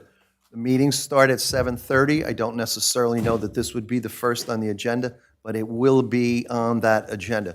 Please check on your website, go on the Township website, within normally about 10 days out, Maureen, 7 days? Correct. About 10 days out, if you look on the Zoning Board of Adjustment, look at the agenda, you can see what's on for that night. Because you're not going to receive further notice, okay? There's no more mailing if you're in the 200-foot zone. All right, so thank you all for spending your time here tonight. I know it's been laborious for all of you. Best wishes, and sir, go ahead. Will I have what? There's always public comment at every hearing, sir. There has to be. Yeah, not a problem, not a problem. Thank you all for your patience tonight. And thank you to everybody on the board, the public, and the board professionals. Yeah, thank you, sir, for handling them well. All right, we have no more further matters before the board. We're going to empty the courtroom, so there won't be any general public comments. The only general public comment I'd like to make is it's Maureen's birthday, so we should all wish her happy birthday to you. We will not ask her how old she is, however. Best wishes on many. Thank you very much. Counselor, anything else from you? No, sir. Mr. Dargy? Thank you. Okay. Other than thanking Well, all of you. Thank you. Yes. The minutes are going to be done at the next meeting. Next meeting. Next week. It's next Thursday. So, We don't have them. no, okay, take it easy. So maybe what I want can be adjusted prior to when they come. That's what they're going to do. That's why we're waiting. They're going to change it to agreed to only. Motion with changes, right? They're going to change that, right? What if I wanted to add one? Well, we got to bring that up before council too, then. This council, our counselor. At the next meeting? Yeah, we can do that. Okay. Yeah, but it's not forgotten. They just weren't put out. So there's no reason to approve them. But wait, you want to add something to the minutes? Yeah, He wants to add something to the minutes. if it's approved by the board, but you bring it up at the next meeting. I'll bring it up. Absolutely. Thank you. All right. Someone want to move for an adjournment, please? Testaverde. All in favor? Any opposed? Thank you. We stand adjourned. Thank you very much, Jim. Really